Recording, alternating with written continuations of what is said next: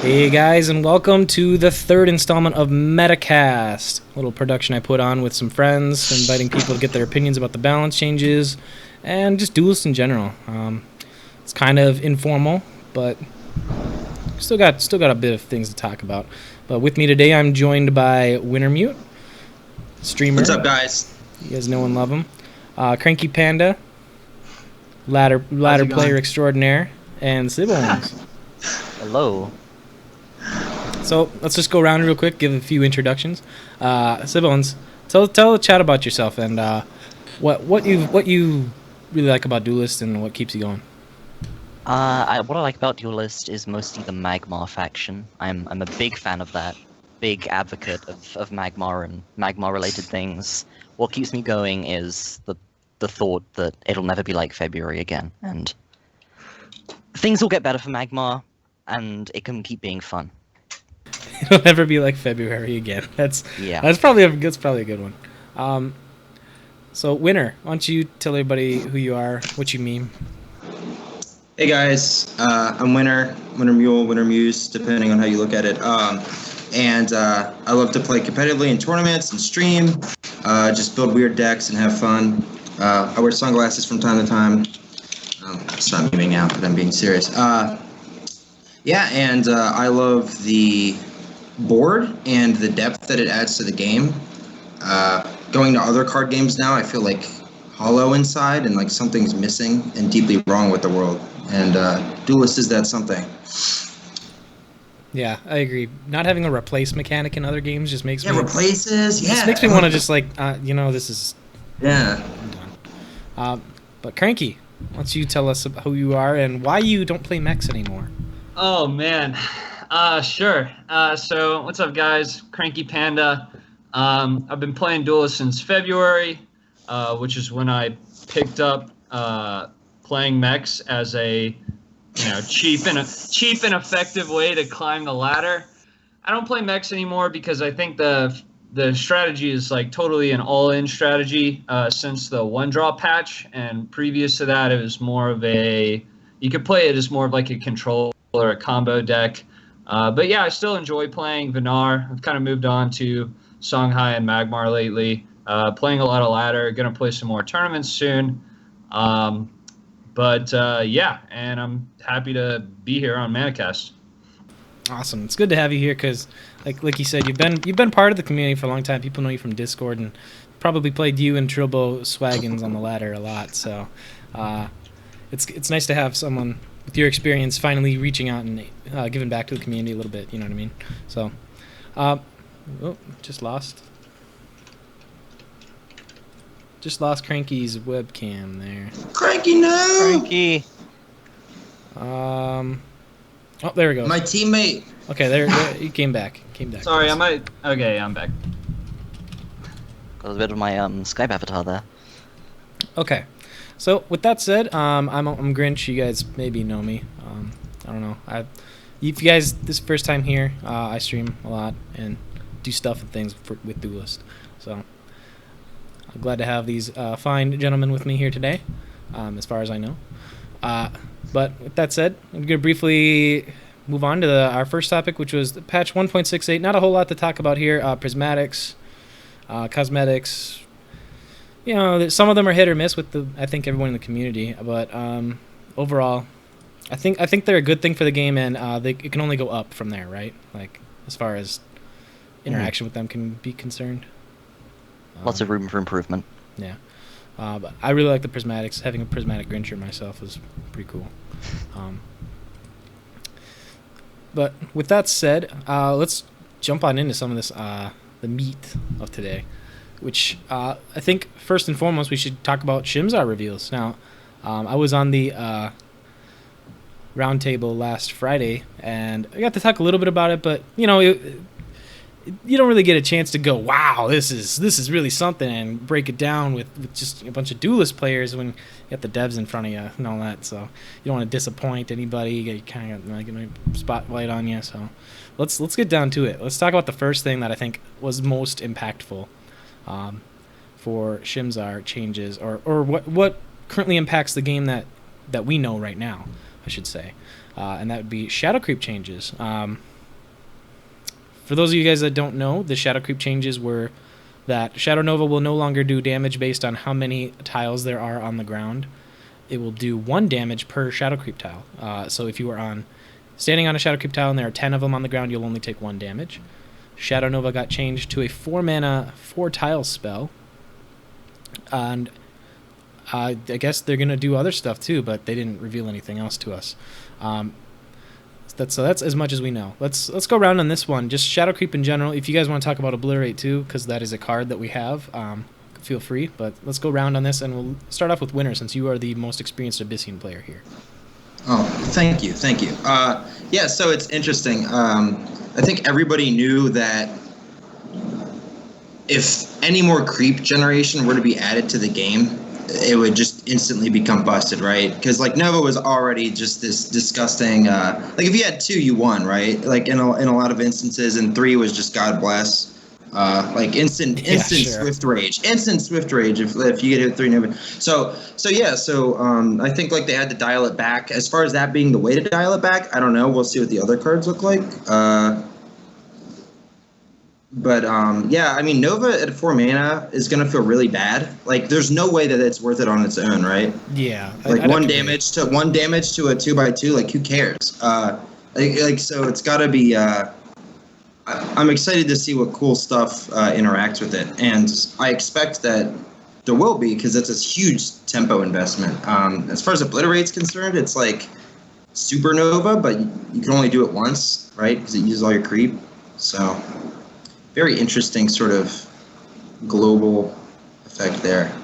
I don't know if that'll feel any different to people than current Shadow Nova does, though. So we'll see.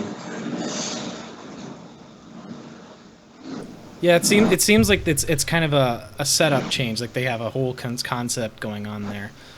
They want to improve on and do more things. Like the only card we really know about that's going to affect it is Obliterate. We'll probably talk more about that later when we go over the cards themselves. But as it stands, that seems like just one of what might possibly be many effects that you can do with your Shadow Creep. So hopefully there's more to it than just this. I'm going to run 2 Obliterates because maybe I'll get 1 off in my you know what I mean? So Right, yeah, the goal is to just cast 1 on 8 mana and win at 8 mana every time or something. Yeah, who knows? That feels even less dynamic than playing multiple copies of Shadow Nova to me. But, Cranky, what do you think? I actually really like this rework, or what we've seen from it thus far. I think that it will push Nova towards being more of a dedicated control deck. I think the current Nova has a little bit too much instant gratification. Like there's too much reward just for drawing Nova, whereas in the new system it sounds like it's going to be more setup and synergy involved. I think there'll be more... it'll be an interesting dynamic because standing on creep tiles might become worth it in some scenarios, but if there are cards that amplify the damage of creep or something of that sort, then you can get punished for it. So it'll sort of introduce another dimension to the game that way, which, currently you never want to stand on creep tiles. Like pretty much under any circumstance, it's like a death wish to do that. So overall, I like the change.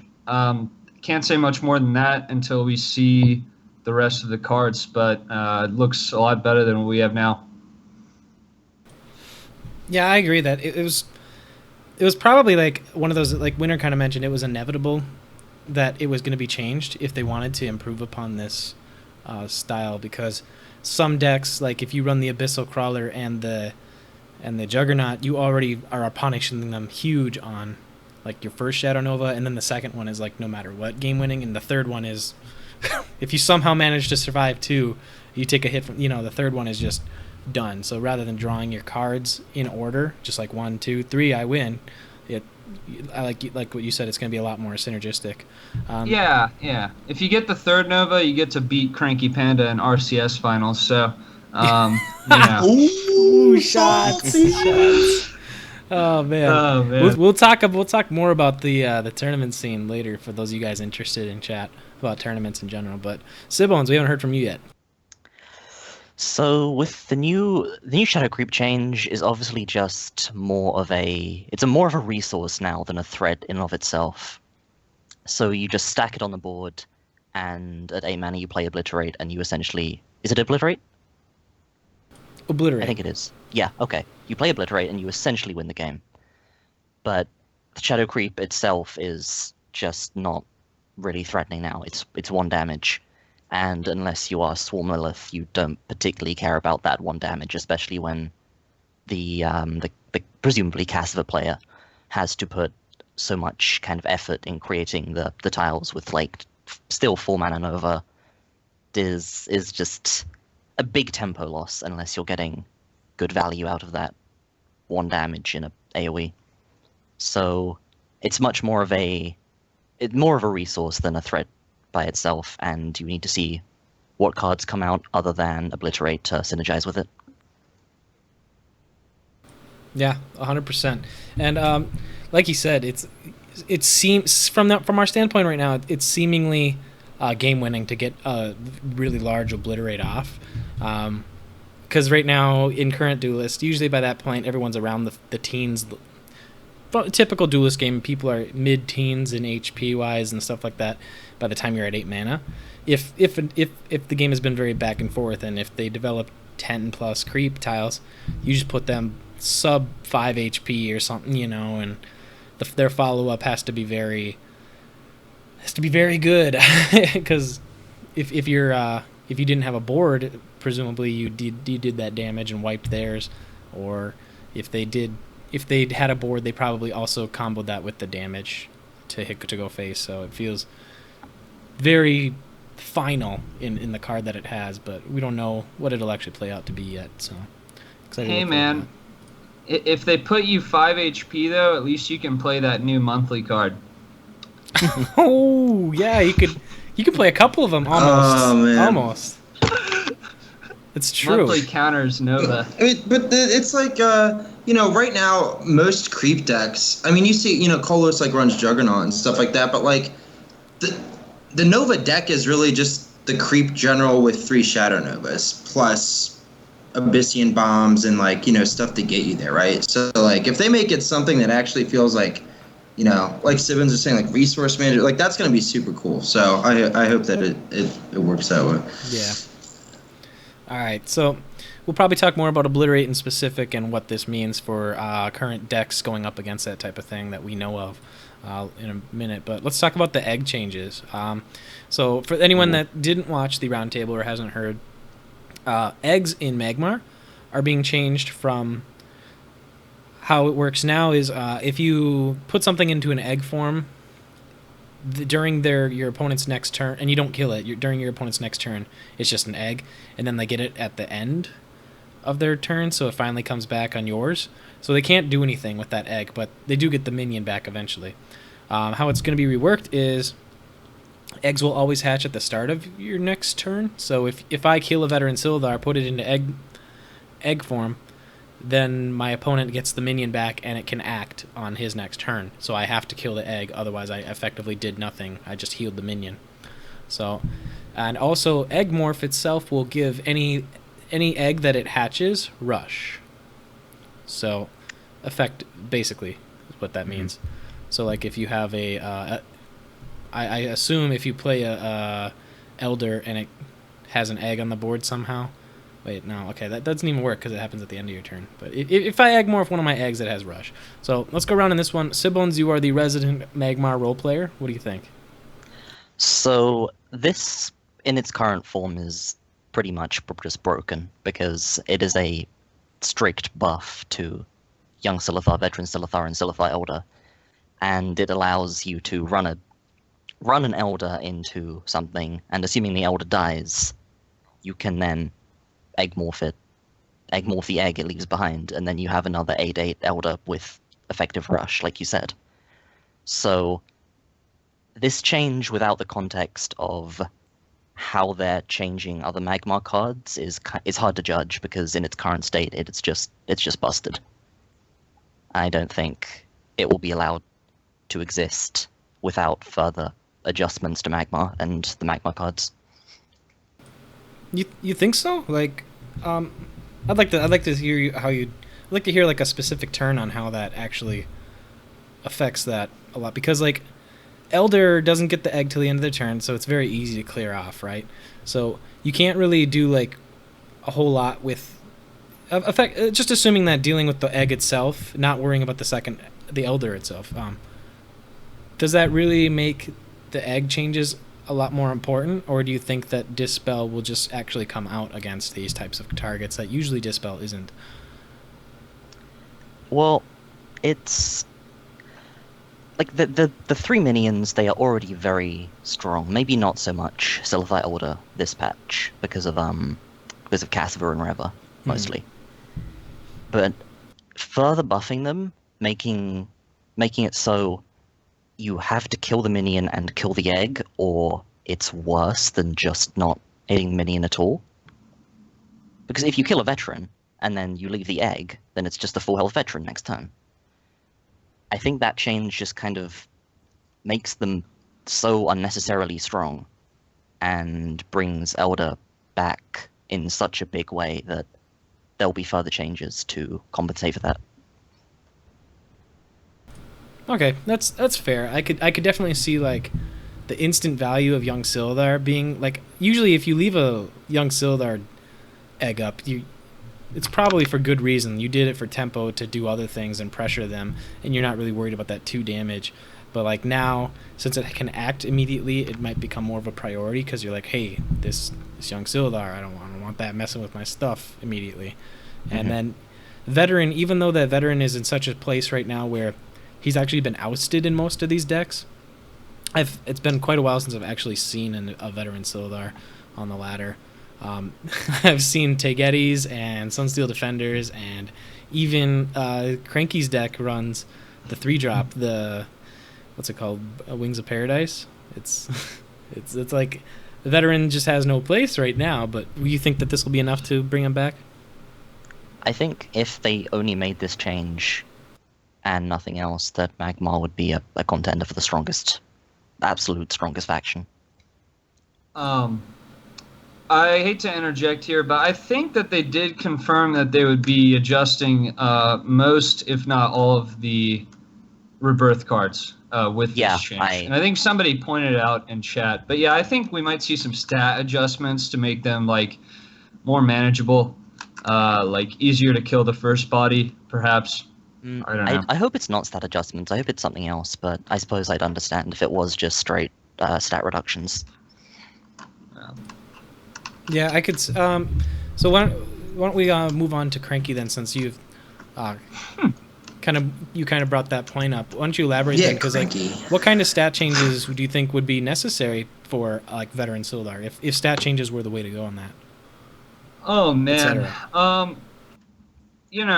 not sure that this is something that can be easily decided like a priori. I think they're probably testing several possibilities, but I think adjusting the HP is the easiest way to go. If you don't want to make something overpowered because it's too difficult to remove and you get punished for not fully removing it, then I think changing the health is the way to go. I mean, a 4/4 veteran Silithar with this new ability, I'm not sure if it would be bad or good. It definitely wouldn't be broken though.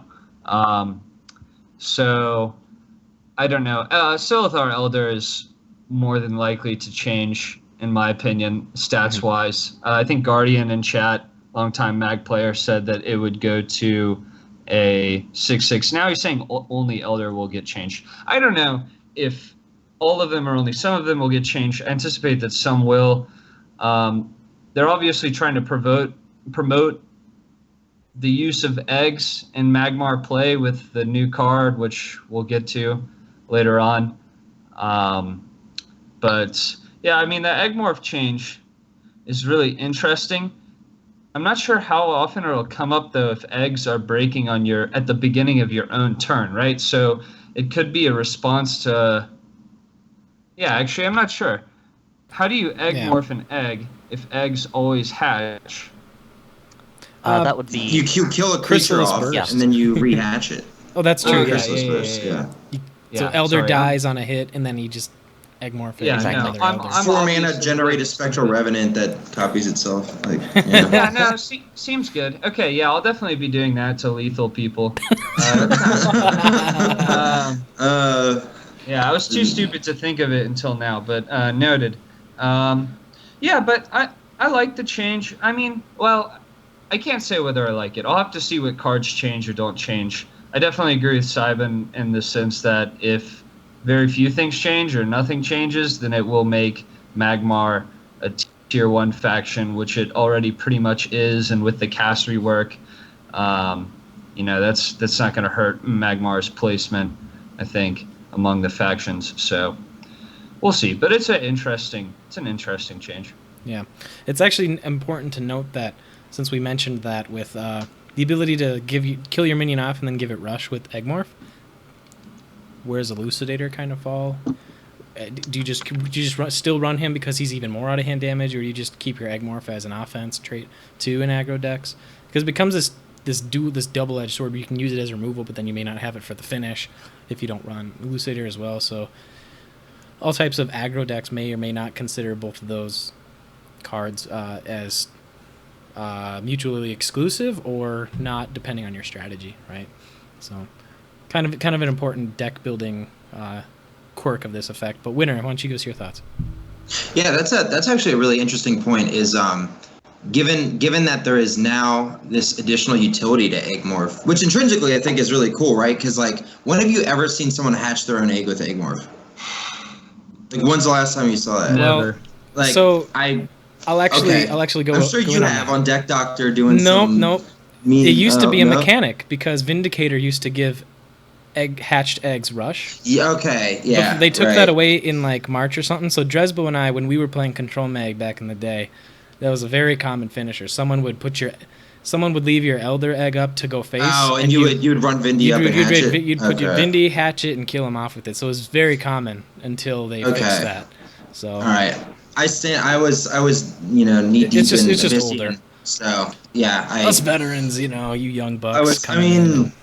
If it wasn't Abyssian, I wasn't paying a ton of attention. Yeah, but it's interesting to consider. Like, Elucidator is 4 mana for unconditional damage, right? Like you only need to satisfy the spatial requirements of getting the Elucidator to where you want it to go, whereas Egmorph still requires you to actually have something to hatch and give rush to, so I don't know that they'll occupy the same function. But you see aggro Magmar decks already running Egmorph, right, and young Silithar, so maybe sometimes now they just get to oh, my removal actually got me lethal because I had an egg, in position to do it with. So I think it'll just make it even more worth running. So then at that point, the question is okay, do they run Veteran now rather than Egmorph? I think. But Chrysalis Burst will be interesting because for 8 mana you can for 8 mana you can play it, pick the dankest egg and hatch it if you have Egmorph. Yeah. So and then it has Rush. So will that be actually? Esports is going to be tier 1, guys. Yeah. Esports. Yeah. No, I've already got my. How good would that combo be if the thing had Rush? RNG depends what it was, where it is. Yeah. If Chrysalis Burst isn't changed because of this, I would just be amazed, and I'd be probably rank 1S playing that deck because shots. Yeah. Rush 11/11 seems. I mean, you'd have a lot of competition because everyone would be playing Magmar. That's true. If that was. And there would also be a lot more AOE based decks then. I'm not going to get bursted. Haven't we already seen Blistering Scorn or whatever? Yeah, exactly. Yeah. So the counter is already being prepped by Counterplay. Imagine that. So it's an interesting point that Chrysalis Burst is now actually on people's minds, and whereas I just crafted 2 prismatic ones the other day just to meme along with my chimeras, and lo and behold, here they come. It's my time to shine, So, and I mean that both literally and figuratively. Bastion Chrysalis Burst on 7 mana counters Scorn pretty good. Oh yeah, Bastion. I mean, if you just win, if your Chrysalis I'll burst concede sticks if you like just do that to me at all. Like, I'll just be like, you know what? You did it. You tried so hard. You You deserve it. You concede. get it. Here you go. You deserve it. You found a use for Bastion outside of standing in a corner. But no, I think that's a good array of opinions. It sounds like we are all in agreement that it's definitely for the better, and possibly borderline even too strong. But we're gonna have to reserve those types of comments for along with like other changes to the cards themselves, I suppose. So, with that said, the only other mechanic change that I'm aware of is the Ziran change. Her Bloodborne spell is going to get changed to be able to heal enemy minions as well. Yippee skippy. It sounds like it's a lot of added utility, because there have been instances myself when I played Ziran, and I was like, boy, if only I could heal that healing mystic, or whatever, and then I could kill it with this and blah blah. But it's still like I just healed something for 3 just to live. Feels bad, man. Yeah, I think it's just such a minimal impact. It'll get better now that they're releasing more cards that synergize with healing, but currently it's just almost useless. Yeah. I'd agree. I think it's strictly better, and it'll just if one time out of 20 it makes a play happen that you couldn't have made before, it's a good change. That helps the faction out, right? There's nothing wrong with giving your opponent the ability to heal your minions from my standpoint is like, I'm never gonna play around. Well, now she could heal my Iron Cliff for, darn. Better not play it and just die instead. Oh darn! If she heals do I attack with it? If she gets to heal it, it's just so. Maybe it becomes more of a, well, just keep hitting Liner, they'll heal it anyways. Yeah. Who knows? I could War Beast, but oh god, it could go back up to 4 health. Yeah. Yeah, I actually really like this change, and I know we're not going to talk about Sunforged Lancer until later, but I think that there are going to be a surprising number of situations that you can find in which healing your opponent's minion doesn't matter. Like, let's say that you're healing a 2-1 minion that's base stats are 2-3 and it's hit your general one time, but you're about to kill that 2-1 minion with something with 4 attack. Okay, so now you heal it, you trigger your Sunforged Lancer or your whatever the 3-4 for 4 is, so you get to proc that effect at basically no cost to your play. I mean, maybe Sunforged Lancer is when it'll come up most of the time. But if you're buffing your general so that the extra health points don't matter, but you get to retain the buff later, then I can see it, helping your game plan as Zoran. So I like the change. It's subtle, but I think with the new cards that we haven't seen yet, it'll do a lot to bring Zoran more into the meta. I do agree with that. That's a very good example of how frequently that will be used. In that particular instance that you mentioned is where you buff the general and you're going to kill something you were going to punch anyways, and the extra damage doesn't even matter. Or the extra damage is what allows you to kill it and retain the extra damage. So that's a very good point. Just like on turn 2, place 4 mana minion on tile, get an extra mana with your Bloodborne spell, heal minion, punch it. Now you develop minion, remove the minion, and retain an extra 1 damage on your general. So it's nice. It is subtle, like you said. All right. Any other thoughts on this round change? Not that come to mind. No. All right. It's pretty basic. All right. Let's jump into the Shimzar cards then, and just do the quick and dirty on these ones. Obliterate. This is an 8-mana Abyssian legendary spell. Destroy all friendly Shadow Creep to deal that much damage to all enemies. Let's go round. Winner. So I think this is like moving away from what Shadow Creep conceptually was this huge nuke that lets you cash in on creep tiles in some way and convert that into damage. like over an area, but like in a different way that I think rewards, I hope more like complex resource management, like risk reward decision making. So like, do I obliterate now or do I wait? Like, are they going to Sunbloom? Are they going to do things like that? Because it consumes all of your creep tiles, and like, so that if that matters to you, so I think just making it more interactive and things like that in that aspect is very interesting to me. On the other hand, if it just ends up being like current Shadow Nova uninteractive feeling times 10, that would just be like a step backwards, right? Because it's like, well, before I had to worry about 4 damage out of hand. Now they get to 8 and just deal 15. So I mean, we'll have to see what that looks like. But you know what I'm saying. Like, if it turns out that way, then that's no good. Because it's not super interesting to play either. Which isn't why I don't really play Cassava like that a ton, because it's kind of boring at this point. Yeah, it's kind of funny that you mentioned the 15, because it's kind of been like this magic number. Floating from every faction to faction, their combos turn out to be 15 damage, which is super interesting and Deluminati for me.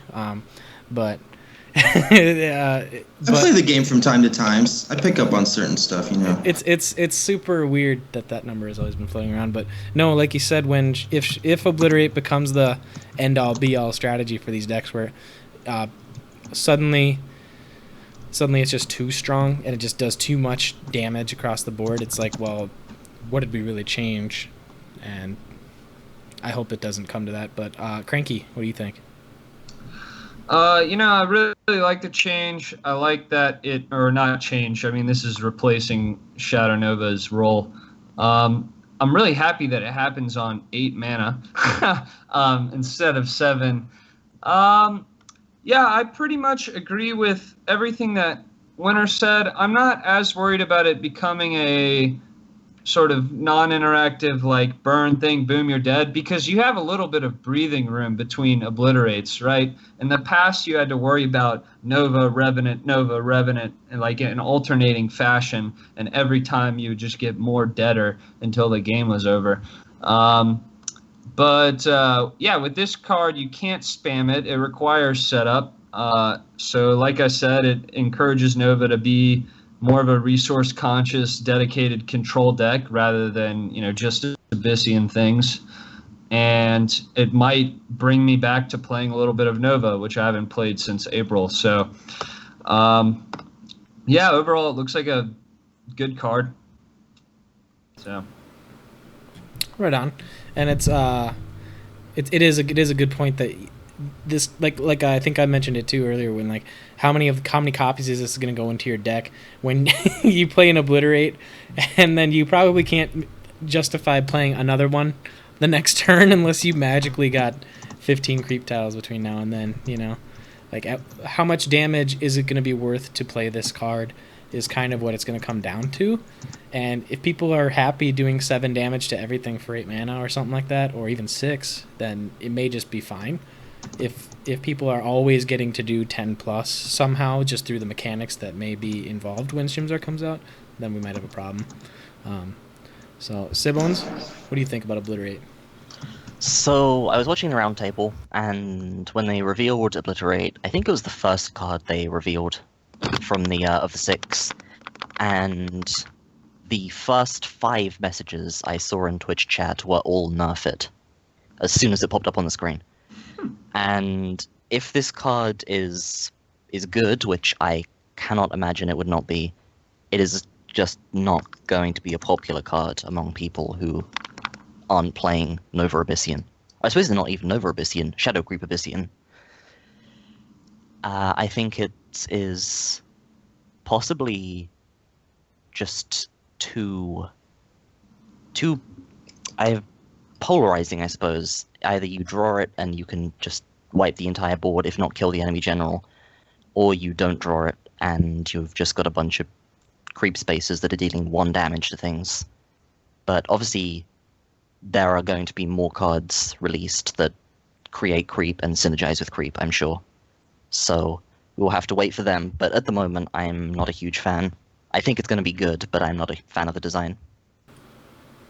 So by not a fan of the design, you're saying that global effects such as Obliterate or say even Metamorphosis or the Hearthstone equivalent to a card similar to this would probably be Twisting Nether, I believe. However, in Hearthstone, Twisting Nether relates to Metamorphosis and this Obliterate card in that it only affects all minions. No health damage involved. It destroys all minions. I think there's a Wrath of God in Magic the Gathering as well. Is that correct? I believe so. I'm never. Yeah, Wrath of God is basically Decimate from Duelyst. It's 4 mana, destroy all creatures. Okay, yeah, Decimate too. Yeah, it's not like a win condition. Wrath of God just kills everything. It doesn't hurt anybody. Yeah, exactly. So like Twisting Nether, Wrath of God.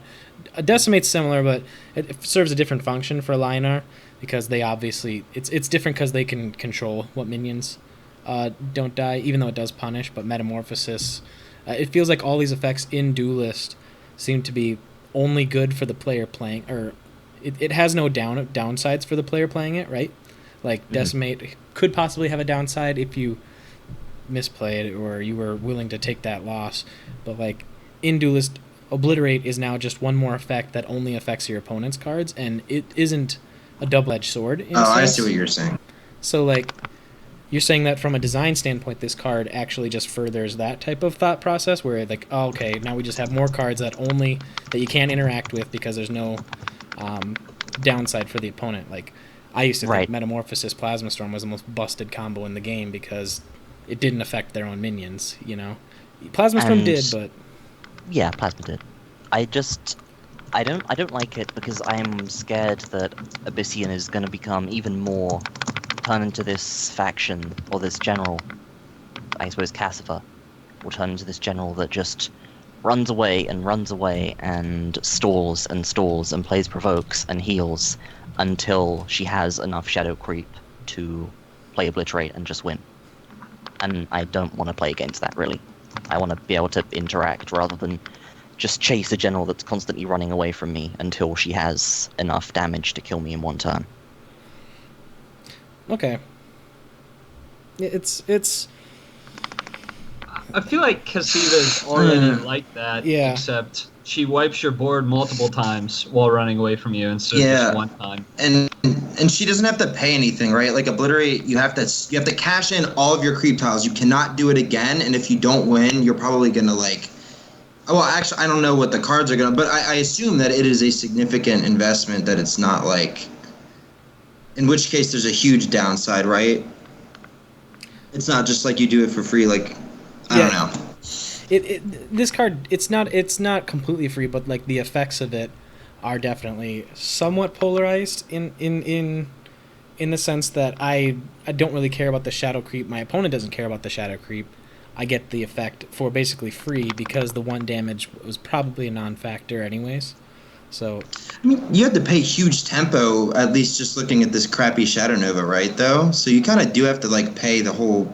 I don't know if the other effects will be, generating it as efficiently, but, somebody in chat said, if you're spending 4 mana to generate a 1 damage 2x2, you're going to just be down 20 health by 8 mana. It's true. That's true. I mean, it's true 4 that paying mana 4 mana... Dialtist. I respond by shitty Ghost Lightning for 4 mana. It's true that the current what we know of as effects to generating creep tile definitely seem underwhelming. Because what is this? What is Shadow Nova now? It's now Breath of the Unborn is Breath of the better than Shadow Nova. It's like feels bad, man. So maybe it won't be as OP as we think it might be, but I definitely can see the point that Siblings was trying to make of the downsides in the long run. But you do, like you mentioned, you do pay a lot of tempo. So, any other thoughts on Obliterate? One comment from, I think it was from Discord, I don't remember. But somebody mentioned Darkspine, and I totally forgot about that card, right? Oh. But if Shadow Nova is going to 4 in conjunction with this change, and you get 4 creep tiles for it, are you gonna see 6 mana Darkspines being That's true, cast yeah. with a billion stats, literally a billion stats? It's almost as good as Blood Tara, and uh, but yeah, that's actually kind of scary, right? I wonder if they'll change Darkspine. Does it get one stat for each creep or two? 1/1. I don't Yeah, remember. you know, Oh, it's 1/1. Okay. looking at it now, I don't even think that the tempo loss of a Shadow Nova is even like that big, because you can play it as early as turn 2 from going first. So Mhm. if for whatever like let's say just like their main deck switches up slightly to My bad, accommodate. it was 2/2. What's that? It was 2/2, not 1/1. Oh, it was 2/2. Current Yeah. Darkspine is 2/2 for each creep tile My you bad. have. Ah, yeah. I'd like to So- see them change that. Yeah, so like what I'm saying is, let's say you do the Shadow Nova thing and you put it in a very annoying way, right? Like you use the thing and then you kill a 2-drop with it with your general if they went like double 2 opener and you leave a 2/2 on board or whatever. So it's like it's not even that bad, because your follow-up could be, let's double Darkspine Elemental after that for 2/5/5s or whatever it is. It would be 7/7? No, 8. Holy crap! Is that a 9/9? How many 4? That's 8s. 4 times. It would be 2 9/9s for 4 mana after you played Shadow Creep or Nova once. Yeah. Okay. So 8. Yeah. So yeah, you'd be generating 36 stats for 4 mana casual. Deal. So maybe Keep this that isn't line such a art. bad deal. Yeah. That's Handlock and Duelyst. Confirmed. I mean, yeah, if that's still in the game in the same form it is now, yeah, it might be a tad strong. oof. Let's pray for a change or something then. But if that's, I think that basically covers all of our concerns regarding this card and Shadow Creep in general. So far as this Metacast, maybe talk about it more later when we get into the tournament scene. The next card on this lineup of Shimzar reveals is Lava Lance. That typing, sir, please. The Lava Lance. What do you guys think about this one? I like it. Looks. Oh, I want to hear Sibin's opinions because Okay. mine are probably worse than his. Yeah, let's go with Sidney's first. So, right now, I know it's not going to be released like at the end of the month. It's going to be released with a bunch, like 96 other cards, or however many there are. But right now, if Magmar were to get this card, it would just solve many problems it had. Because I've been saying for a long time that if Magmar had Cryogenesis, despite the fact that Magmar has no Vesper minions, I would still play at least 2. Because Magmar needs ranged damage so much. Because using a 6-mana War Beast to kill a 4-Winds Magi just feels so bad. And this card, it alleviates a lot of that pain. And I'm so grateful that Counterplay has bestowed this upon us. What are you talking about? Do you have mana burn? Yeah, Oh. never forget. Oh, wait a second. Oh, I think I hit a sore spot there. But no, you're absolutely right that playing Eggmorph on one creature and then say on 5 mana you Eggmorph one creature and then use Lava Lance on another thing. It's probably a pretty decent swing play because you get to eliminate 2 minions just because you wait. That doesn't make sense. I don't know what I'm saying, because this is if you have an egg. So I can't Eggmorph and then use this in conjunction. It would still just do 2 damage. No, you run your young Silithar into something, and then you use it. Best case scenario, of course. Yeah. Okay, so the extra damage would definitely be nice if you are able to consistently pull it off, or when you need it, like that 4-Winds Magi, for example, you'd have to play 2 of these if you don't have an egg, which is probably typical in that scenario. But do you think you'd have to be more aggressive with your young Sildar? I think they're really incentivizing playing Rebirth minions, and I love that. I love the Silithars, and I like this card. I like the art. I like the effect. It's what Magmar needs to function against certain things without being overpowered because, most of the time it is literally just going to be a True Strike. Okay, yeah. True Strike always seems nice in a vacuum, and then you're like, oh wait, that's not that nice. Which we saw with Sun Sister Stereope. It's like, I got a 20 Twin Strikes, but it doesn't matter. So maybe, hopefully there'll be like some weird combo that you can pull off now consistently to get the 4 damage, but 2 damage probably may see play. Winner, what do you think? Yeah, I mean, I completely agree with the feels good man with respect to the incentivization of playing Rebirth minions. So they're really pushing that. I personally, comparing it to True Strike, I think True Strike does look better in Magmar, right? Because it's just not the sort of tool that they have access to for removal. Like egg morph across the map isn't normally something you can do out of, like, maybe it's good enough just to be able to do that plus egg morph if you really need to, and then best case you play aggressively with your rebirth minions, and then get something out of the package. Now I don't know if it's good enough to warrant you recklessly using your minions in ways that you otherwise wouldn't, simply to get that 2 extra damage. I think that's going to be a situational thing where you weigh, okay, I was previously trying to keep this, young Silithar, veteran Silithar around for value, but I really need to kill that 4 wins. I'm going to rush in and kill it just to go for it. So I expect that the thought process will go like that when you're using it. That being said, I don't know, as far as deck space is concerned, what it will be running into. What do you take out of your deck to run that card? Yeah, already I see lots of Magmar players playing Blood Tier Alchemist to fill that role of the 1 damage, because the 1 damage is universal because it leaves a body, and it also has the upside with Egg Morph. But then when you combine it, if you need more damage with that Egg Morph, are you just putting a redundant effect into your deck? Right. So it feels like this card, to me anyways, feels like it has a lot of the old arguments that Natural Selection used to have, right? Natural Selection didn't used to appear in decks for many months. It's been around for the last 3 or 4 months, I believe, as a staple in most mid-range to control Magmar decks, and I feel like this card it'll either take off, or it's gonna just, people are gonna write it off because they didn't get enough value out of it in the first 10 games they played, and they'll just be like, I didn't like it. Click. Yeah.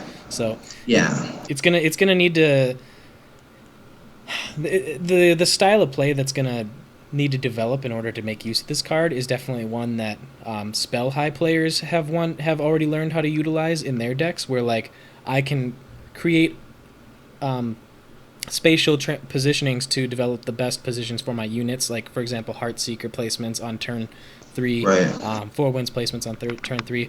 It may become that technical with a card like this, where if I space my units out in such a manner to trade with certain effects that come out, if I just place a young Silithar here, move here, their minions can't go here or there, and then I can trade it off, and then I can get value out of this card. So it may come down to a technical aspect of this card developing, or it may just be hit or miss. So yeah, I think if you can capitalize on it with that technical sort of position, and I think that's a very good comparison, actually, spell high with the positional aspect. If you can capitalize on that consistently enough without having to make stupid suboptimal plays that don't justify the extra 2 damage, then it will be good, right? I think I'm not sold on it yet, just because I don't know how you put it in the deck. And you were saying, Blood Tier's a body, and then later on in the game you just drop War Beast or Elucidator, or they have a Tegeti in their face that they're throwing their creature. So I don't know at what point in the game Magmar will need it, and if during that time they'll be able to actually have this set up to best capitalize on it. Yeah. So yeah, go ahead, Cranky. Yeah. So this card doesn't go face, so it's pretty much not on my radar at all. I'm just gonna completely. It's not a Flame Blood. Yeah, it's not a. I keep waiting for them to reveal another Flame Blood Warlock so I can run at least 6, but they just won't do it.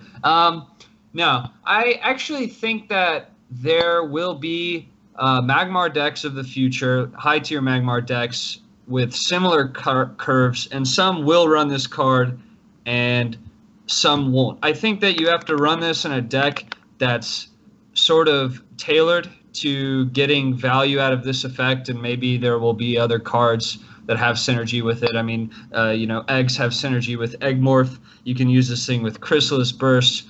But on the same side, I mean, on the other side, I think that there will be more value in like good stuff oriented decks, decks with Tegeti but no veteran Silithar at 4-drop that won't need to run this card. I don't think it'll become a staple, but I definitely can see some utility. Magmar doesn't have anything comparable to this right now other than like natural selection, which is I think probably more conditional. It's used very differently. It's used in a different kind of deck. Natural selection punishes you for having eggs on the board. This thing rewards you for having them. So I think it will see play. Whether the best Magmar deck uses this or not, it's too early to tell. But it's an interesting addition to the game. I think it'll only add to the faction as we see like more and more cards get released. So I like the card. It seems fun. I like it too. One thing I just thought of myself is that Vitruvian, now not a very common faction these days, Vitruvian used to have this really neat trick against eggs where they'd kill something and then leave the egg on the board with a dispel. That way the egg left a target for Star's Fury. It also played around natural selection and got in Magmar's way a lot of time. Like I can't tell you how many times I've danced around an egg so I couldn't get hit by minions because they couldn't get rid of their egg. So this actually, Lava Lance now works on your own units, so you could Lava Lance your own minion and then Eggmorph it back. Like say you slam someone with an Eggmorph or slam someone with an Elder and it didn't die, you Lava Lance it because it says damage to a minion, and then you Eggmorph your thing back. So it has that same new utility that Eggmorph does itself, because you can kill your own units with it. So I don't know if that's going to be a style of play. Like I said, it'll probably be a very technical aspect, and maybe only very specific decks will utilize that strategy. But I like it because now you don't get if Vitruvian left that egg for you, now you get permanent value out of that Lava Lance or other type effects that benefit from eggs. So we'll see if leaving an egg on a Magmar's board as Vitruvian or a similar faction playstyle would benefit. Any other thoughts on Lava Lance? Actually, there is one thing that I wanted to mention. Dispelling an egg to remove it is no longer something you want to do because of Lava Lance.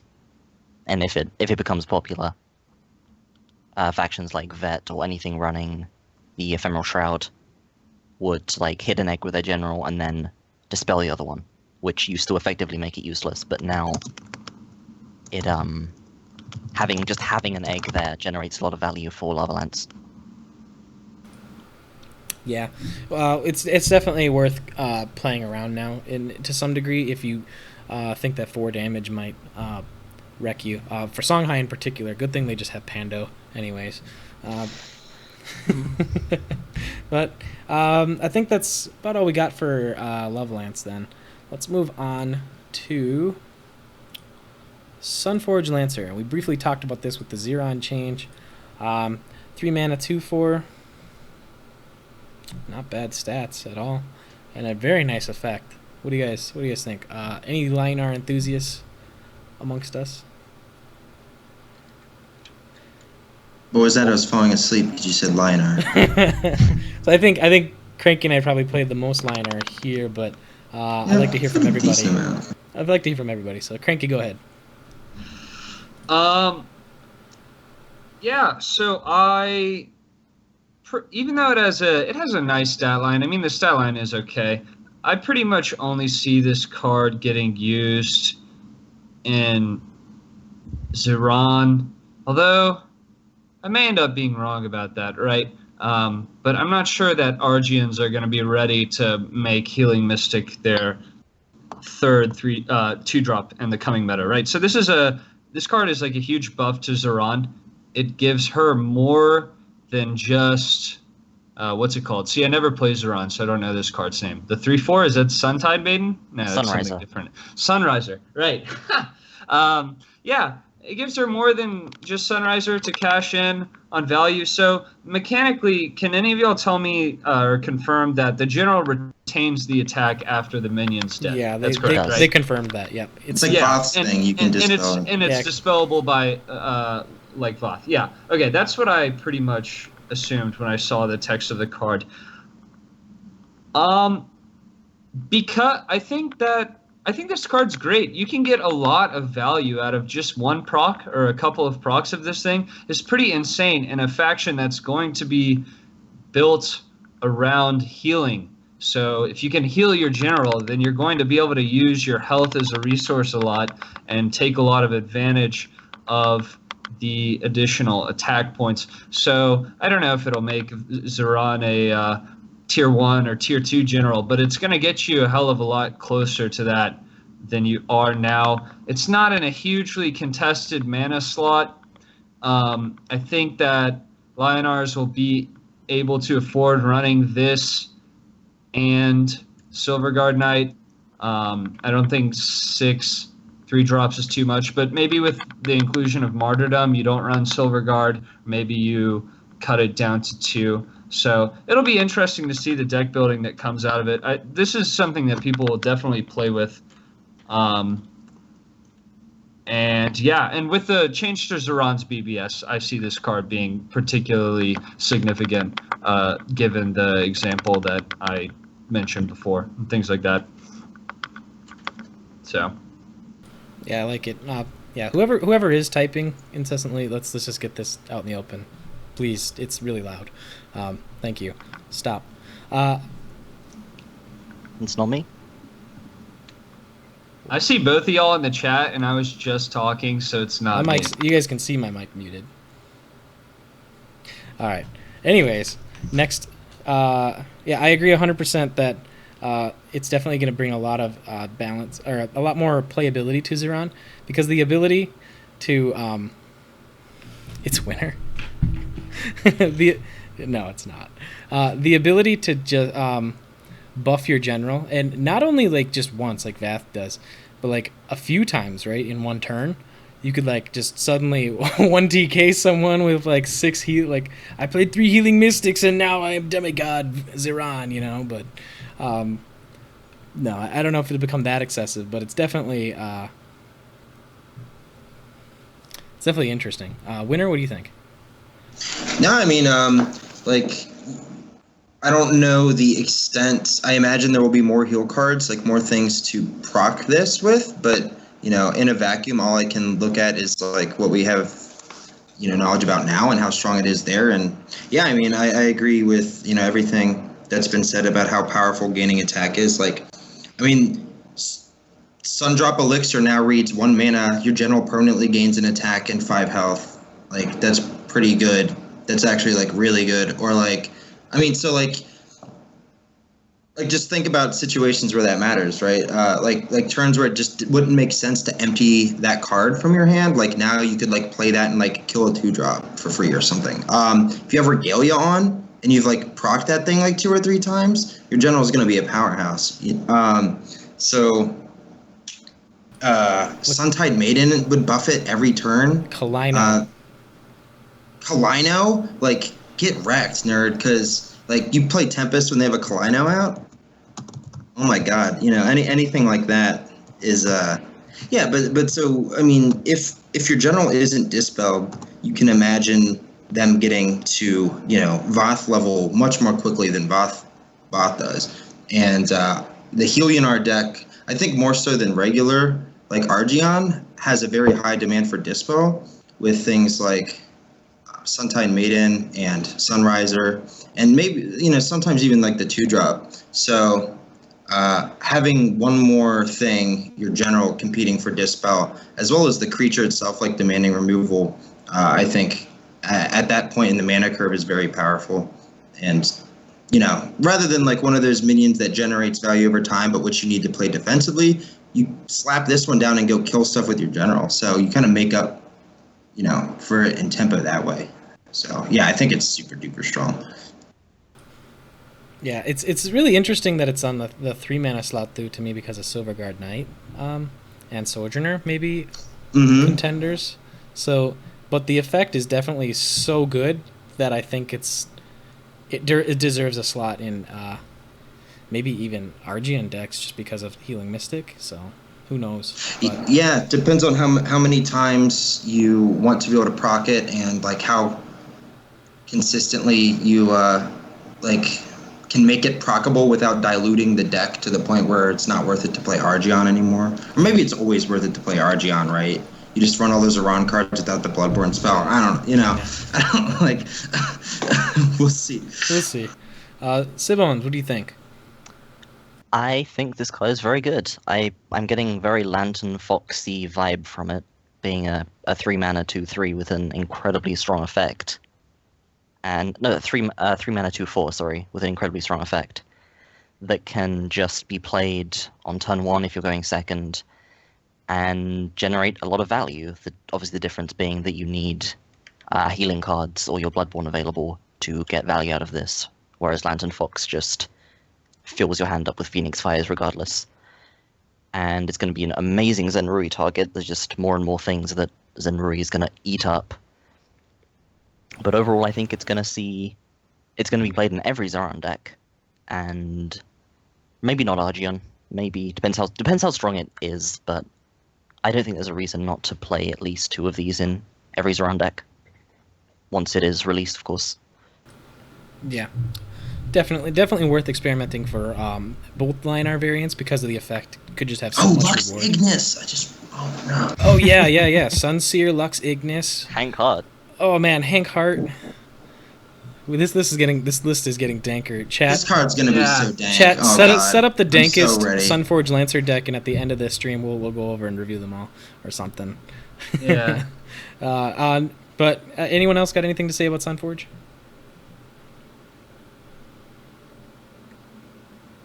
Nope. Okay. Let's move on then to one of the most interesting cards in my opinion, because as an old-time Vitruvian main, this card makes me excited.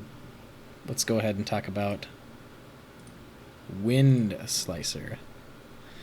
I'll just briefly go over it. It's a 2 mana 2/3 opening gambit. Lower the cost of all structure minions in action bar by 1. The most beautiful part about this is it's a competitive 2/3 in a faction that had none. So they had some that could get away with Pyromancer could run away with the game, but Blood Tier Alchemist says no to that. If you couldn't answer Pyromancer, you were done skis sometimes. But I love the concept of the card, and I love that it's a 2/3. What do you guys think? Let's go around, starting with Sibons. So, like you said, this is a good 2/3 faction minion in a faction that desperately needed a good 2 mana drop, basically. If you didn't want to play an Obelisk, then you were kind of out of luck. But this will make Obelisk decks a lot better, I'd imagine. If you can start with this in your hand and 1 or 2 Obelisks, then opening turns could be really, really, really good. I just realized if you're going second and you start with this, an Ethereal Obelisk and a Fireblaze Obelisk, you can play this, and then you can play the 2 mana Fireblaze on tile, and then, no. Okay, no, I'm dumb. You can only play those 2. But that's still strong. Yeah. I was thinking you could take 2 tiles with that, but you can't. It's still very strong. Yeah. This plus Fireblaze turn 1. If you played 2, you could do that. Yeah, you could play 2 of them. You play 2 of these, and then you play 3 Ethereal Obelisks and win the game. Oh, pretty damn. Yeah, I can't argue. That's super dank. You just block off the mana tiles. There's no possibility of Lightbender turn 2 unless they if it becomes a new meta, Flash Reincarnate, Lightbender, just to counter these dank openers that everyone's going to get 100% of the time.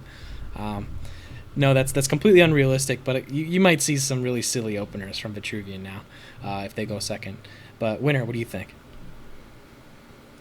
Oh, 2/3s are just, phenomenal, in this game. Probably the most important stat line, in a lot of ways, right? Vitruvian, having historically, unfortunately, statted, and quality minions. They will be happy to see this, and it's interesting to ask yourself, like, what does this make? The health bonus structure worth running, just so I can get as much value out of this as I possibly can, and just like spam obelisks. So it'll be interesting to see, like, if they print more, or just like how it influences the way you play them now. I think in general it will make the openers with obelisks a lot stronger, because in addition to the structures, you actually have a 2/3 that can move around, fight things, contest for mana. Later in the game, like, maybe it doesn't hit anything, but like, so what? Like, it's still awesome. So yeah, it's super strong. 2/3 plus anything is probably really good in the faction.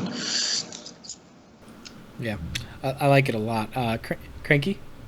Well, I'm surprised you saved me for last, because I have a level 1 Vitruvian on Cranky Panda. Oh, I'm sorry. I didn't. So I wasn't aware. I'm pretty much the greatest vet expert to ever grace Duelyst. No, I think Wise is we're gonna be distracted with all these other cool cards, and Wise is just gonna be tearing through ladder with 15 obelisks on the board on turn 4. No, this card's great. I always think Mana Cheat is really strong. That's why I play Songhai and Magmar right now, so I can cheat the mana curve.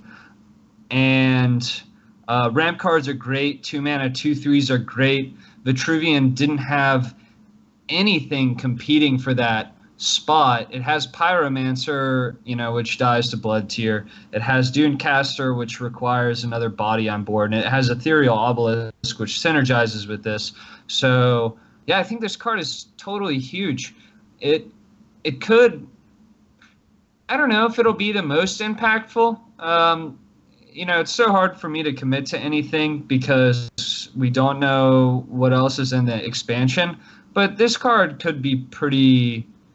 not transformative for Vet, because Dervish decks have existed for a long time, but it could make a big impact. You could see a lot more Third Wish, a lot more like greedier Dervish buff cards that you're better able to, accommodate for on your mana curve because of, the buff given by this card. So I like it a lot. I don't think it'll be overpowered or anything, but it's definitely a great card. Yeah, as a Vitruvian player myself, the most impactful part about this card is actually the negatives of it. Basically, whenever I used to play Dervish decks, the biggest concern of mine was always how can my opponent punish my placement? How can my opponent shut me down? Because if I overinvest into a bunch of obelisks on the board, one Lightbender, just Cryogenesis, and then some sort of other, like Primus Fist or something like that, and just very, very subtle ways that you have to think about every single turn, you get punished severely. So I don't think, like you said, it'd be overpowered, because anytime Obelisk deck is too strong, people just start teching in Lightbenders and all that kind of stuff, and your position starts to get such that you're not really oppressing your opponent, you're more playing punish style, where you're like, now you come at my obelisks, and if you do get too close, I just punish you for it with all of my spawns. If you think I can't kill you, you're wrong, kind of thing. You know what I mean? So there's a lot to be said about that, and also card retention in Vitruvian is pretty low, with First Wish being the only cantrip that they have available. I mean, you could argue that the Inner Oasis is a decent one, but it's... I think Lakian, yeah, that's a good one. Yeah, you're gonna play Dervish. If you do stuff like that, it's much lower than in other factions, though, because like in the Zenrui meta, Sojourner has just gotten worse and worse for them, even with Second Wish and all those types of stuff, and you get too many combo cards in your hand. So we'll see if emptying your hand of a bunch of obelisks by turn 3 by playing one or two of these is worth it. But always on my mind is the punish that's available for obelisk.decks. So hopefully the punish isn't always going to be available, or there's not too many ways to punish it, so we can get away with this for a little while, but we'll see. I mean, one way I think about punishes is how many times can your opponent punish what you're doing, right? If you have the Siphon energy and they Zinri your Obelisk, then you're okay. I mean, they depleted a lot of your resources, but if you have 2 or 3 Obelisks left on the board, then you're doing pretty well, and you know that they've played 1 Zinri, so they, maybe only have 1 other remaining in their deck. So if you can kind of sort of exhaust their answers by dumping a whole bunch of obelisks from your hand, and then taking advantage of some refill mechanic, then maybe the dervish decks can be somewhat robust to the obvious counters like Lightbender and Zinri. Yeah, you're right that there are ways to definitely account for your opponent's what your opponent has access to, or to basically, my opponent can't play a Lightbender every turn, So hopefully there's like, now this is me living in a dream fantasy world, but maybe there'll be some sort of tutor effect to get a structure into your hand or something. Or I think they teased some sort of like another obelisk. What was it they teased on Twitter? The Soulburn one they teased? Sounds so sick. Like, what's that thing gonna do? I don't know. I can't wait to find out though.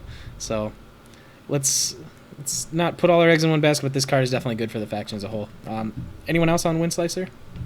It was just Cranky and you had some really good insight at the end there. I just wanted to with the whole like the punishes thing, like looking at the game plan of that deck offensively, right? Like it could operate more on like a Kara basis, but earlier on, right? Like you just start developing this like onslaught that you can carry forth depending on how you curve to draw.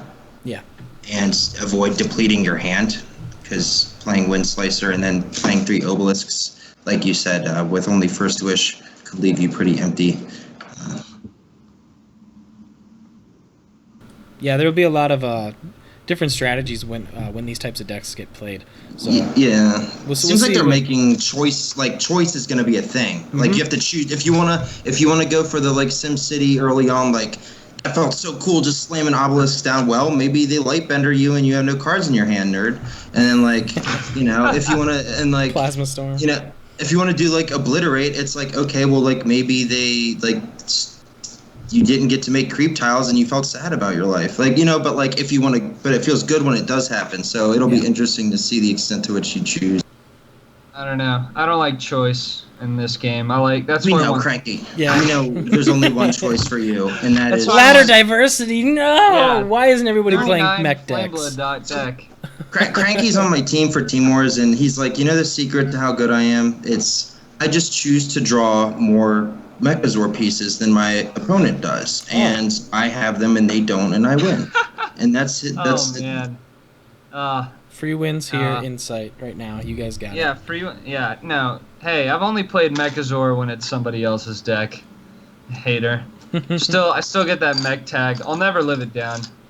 It feels bad, man. I remember you as the little young mech memer coming into the deck doctor. Hey, yeah, man. Hey, guys. I got this mech deck. He comes in and he's got this 3 Cryogenesis, Arctic Displacer, Vanard deck list, and I'm sitting here on deck doctor, and he had something in it. I'm just like, this is pretty good. This is pretty good. I like literally. I think I didn't like voice that right away, but I was like, this is actually really fucking clever. And I was just like, how do I deck doctor this? And I think I changed like 1 card or something in it. I don't remember. Yeah, you pushed me towards Twilight Sork, which at the time was a good card. That might have been in February. That might have been right before my first S. But yeah, no, those were some glory days for me. Mm-hmm. March was a good time. That was a great deck. It was a fun deck to play. It was the only I think dynamic and interesting mech deck that will exist for some time, unfortunately. But everybody's got to move on. We scrimmed 10 times in a row. You remember that? Yeah. Okay. It gets better for you every time you recount it, nerd. The fish was this big, by the way. Yeah. The fish was, dude. The fish couldn't even fit in my room. Yeah, no. Is that Winter an was innuendo? Yeah. What were you saying? Winter was playing Swarm too, which props to Winter. Beating Vinar with Swarm is just so difficult, man. It made me feel like a big boy. It's such a feat, It's such a difficult matchup. It must have been so, cognitively engaging for you, just to push through that with sheer tactical brilliance. Oh man. Okay, I'm done. All right. This is good, but we do need to move on. Yeah. So after Wind Slicer, we have Crescent Spear. This one, I'm all about it. This one made me Grinch-gasm. This card, my favorite of the set that we've seen. I'm gonna run 6 of these because I'm gonna play 3 Grinchers and they're gonna draw me 3 of them every time. But no, Songhai Artifact sounds good to me. What do you guys think? Let's go. Let's start with Sibbones. So this card just made me sad when I saw it. It's a well-designed card. It looks cool, but it's just so strong. It's so good. I saw a scientist in Twitch chat saying, "Yeah, I think this is going to be a 3 of," and I agree. It looks very, very strong. It's 1 mana for 1 attack, which is already good with Cyclone Mask, and it's also a kind of sort of Blood Rage Mask, but not really. It's the Songhai sister. I forget her name, but it's basically that effect. Plus, yeah, it's a good sound. It's a good whatever her name is. Yeah. Mm-hmm. A 1 mana, 1 damage artifact with more spell damage is just so perfect for Songhai, and I think I will see essentially every Songhai list running 3 of these. Yeah, for sure. I'll save my thoughts for the end. Okay. Did you have something else? I was just gonna say we might see a resurgence of the Cyclone Mask plus artifact. Yeah, and pinging every turn. I got a lot to talk about there. Go ahead, Winner. Yeah, I actually Spellhigh is probably my second or third favorite thing after Abyssian. I've 2 tournaments of that, but anyway, I love Spellhigh, and I'm super excited to play this card. I think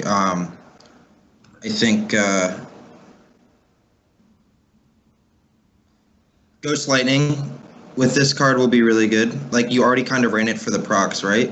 On 4 Winds and Blood Rage in some decks. It's gonna make Phoenix. It's gonna make Cyclone Mask probably like a 2 of, I think. Like, if you're running 3 of this, it lets you do everything that you already wanted to do a lot better. Twin Strike is stupidly efficient for 1 mana. Fits into combos in a really dumb way. As long as you don't go into top deck mode, and top deck it, I can't see when it's bad at other times. Yeah, it has minimal downside situations, which makes it even better card. Just because of the fact that it grants 1 damage inherently, and trading a charge for 1 damage extra on something could sometimes be very worth it. Yeah, I mean, and conserving resources and saving your combo pieces is already something you had to do as Spellhigh anyway. So I've seen people say oh well, it doesn't do anything on its own. Well, neither does Mana Vortex. Well, Mana Vortex can cycle through your deck, but you know what I'm saying, right? A lot of the deck doesn't function in a vacuum. So I think that argument is a fairly weak one, and that this card is very strong. I agree. Cranky? So, I actually, one of the first things that I was going to touch on is I actually don't think that this card comes back with Cyclone Mask. Let's say you're using it that way. You need to basically hit twice before both of your artifacts are removed in order to break even, right? Because that's 6 damage, 2 cards for 4 mana. That's exactly 2 Phoenix Fires. But every Blood Tier ping, every general attack, whatever they can get to you in order to remove an artifact charge, will be taking away from both artifacts. So I think that play will potentially not have enough value. Maybe Grinch will have a lot of contrary things to say. Maybe he's already designed a perfect deck for this. But I was talking to Wicked Flux, and he's had some experience running Cyclone Mask this season, and he said that it probably wouldn't come back. I think I agree with this. this card is great. It's obviously very interesting. It'll make me put Twin Strike back into Spell High. Like Winter and Grinch, I'm a big Spell High player. I think I remember introducing Winter to Spell High. I don't know if that was his first time. You did. Yeah. You did. I was Winter's first Spell High deck giver. Ooh, got you guys. But no. Yeah, no, Spell High's great. I think Twin Strike will be such a value play once you have this card. And Songhai is already so great at cycling. I think the 1 mana cost is fine. I already play Blood Rage Mask. I've brought it to tournaments. Winner's brought that deck to tournaments. Play it in Team War sometimes. One thing I'm interested in is whether or not it'll replace Blood Rage. There are some like if you're going off on your Inner Focus combos, your Mana Vortex combos, I think Blood Rage could potentially get more value. One question I have is, like, can Songhai fit in enough draw to justify running 3 copies of these and 2 copies of Blood Rage? Can you do that? Is that viable? Can you push out enough value, or does your deck sort of run out of steam if you're going to play that way? And I've already moved to like very low numbers of turn 1 plays, so I could see you doing that in a deck that's almost completely spells with just Foxes and Lore Masters to support it. But yeah, like everybody else has said, this is a great card. The +1 attack is icing on the cake. You'll get more utility than you maybe anticipate out of that. I think in some situations it could turn out being clutch, or just provide that little extra bit of value that gives you more advantage on the board.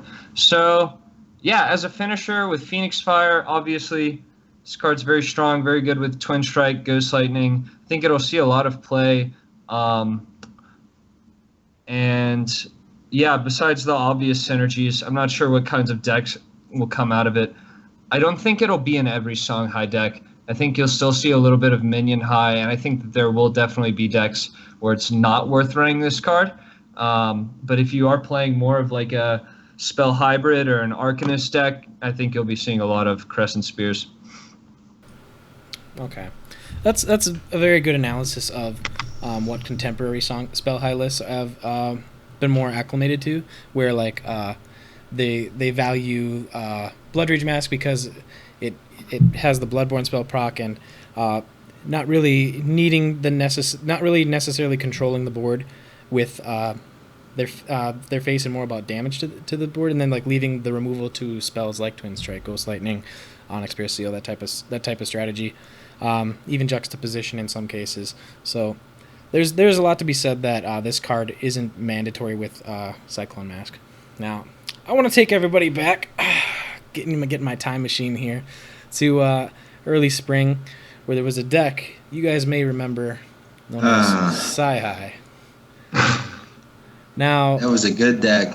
It was a pretty good deck. The benefits of this deck were based on retaining value over time by superior positional control, Tuskboard retention, obviously, with Keeper the Veil and stuff, and you also had artifact hunters to tutor the very specific artifacts that you needed for the various situations.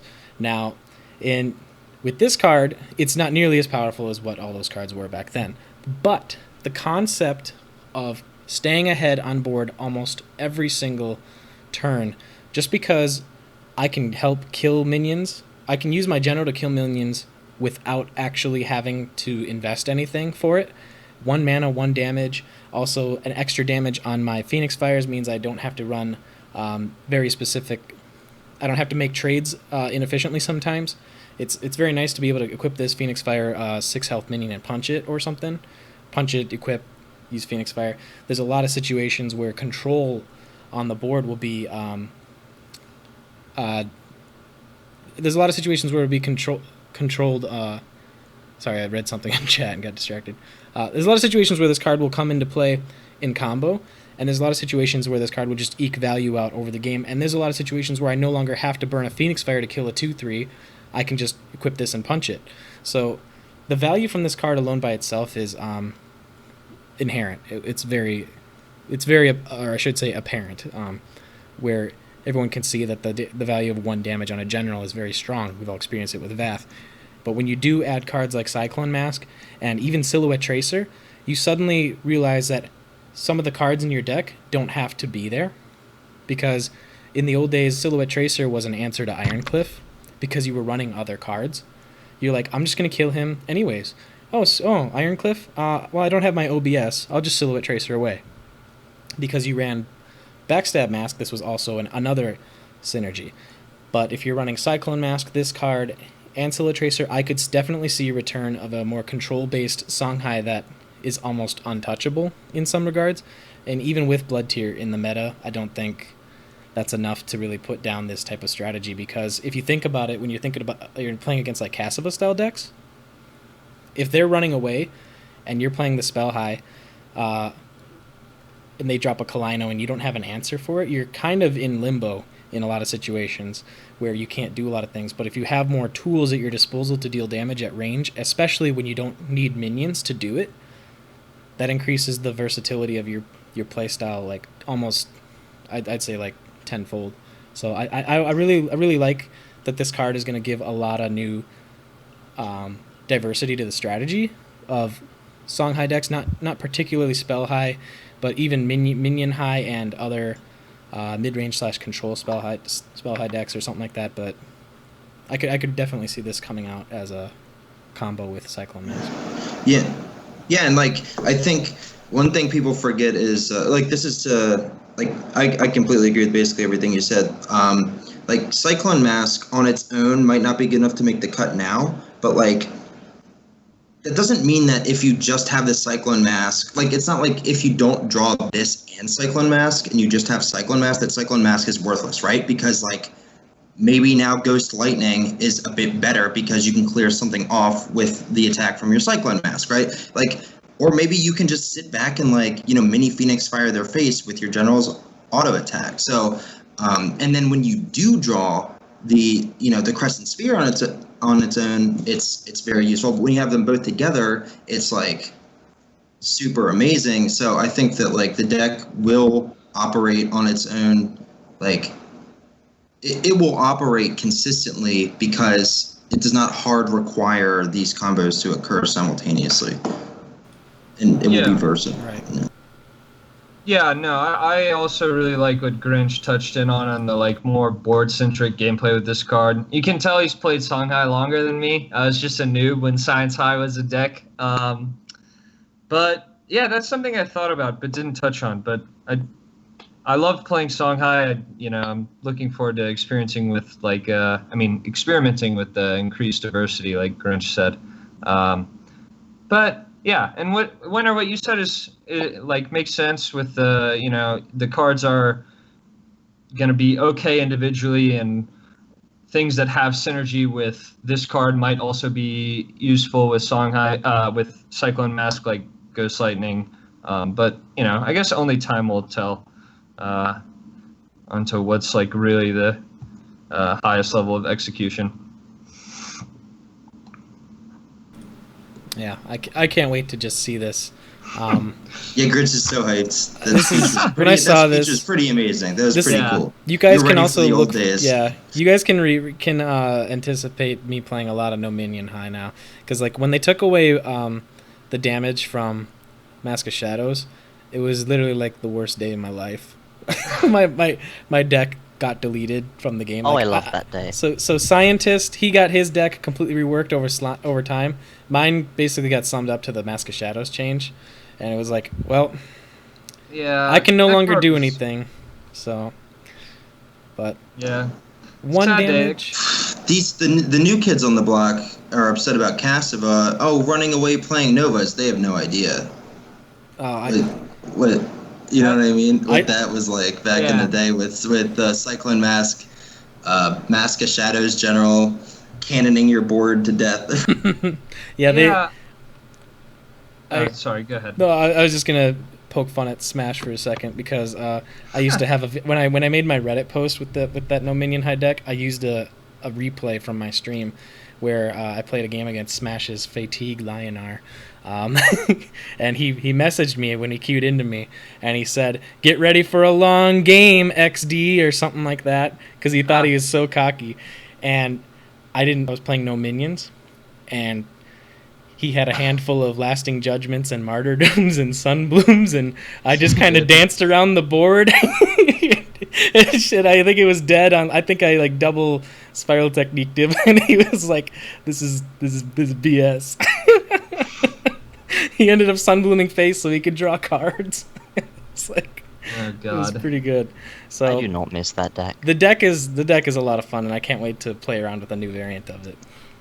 You know, I was sad after the mask nerf because I just saw so many more Magmars on ladder afterwards.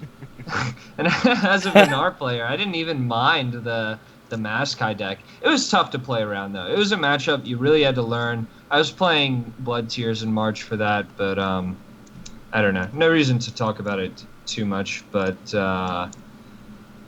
yeah, I don't know. A lot of interesting dynamics back in that meta. Yeah, Yeah, I remember sure. all the Magmars just like coming out of the cave, rubbing their eyes, like, wait, we can come out now? We're not gonna get stabbed at the back as soon as we do. Yeah, LQD Brunt was playing that so much. He was always metamorphing and blood tearing my Mechazor. You know, what a headache, man. How dare he remove my You sacred... deserved every part of it, my and it was sacred always Wind coming for. Vision. Oh, come on, man. Oh, that... And You're when I right now. You're the only mech deck that I respect. Yeah. And in my defense, a little bit of mech apologism here, like, that was my first... Cut him off, Grinch. That was my first competitive deck, you know. I just started when I started working on it, and I kept playing it until it was something usable. But yeah. Anyways, we should probably keep going on to this like atrocious Vinar card. Yeah, let's kind of, we're gonna touch on this card, then we got to move on to other topics because we are running a little long here. Sure. Go ahead and let's bring up Lightning Blitz. So talk to me. What do you guys think? So I guess I've played the most Vinar here, and I'm really not interested in this card at all. I don't like the random spawns.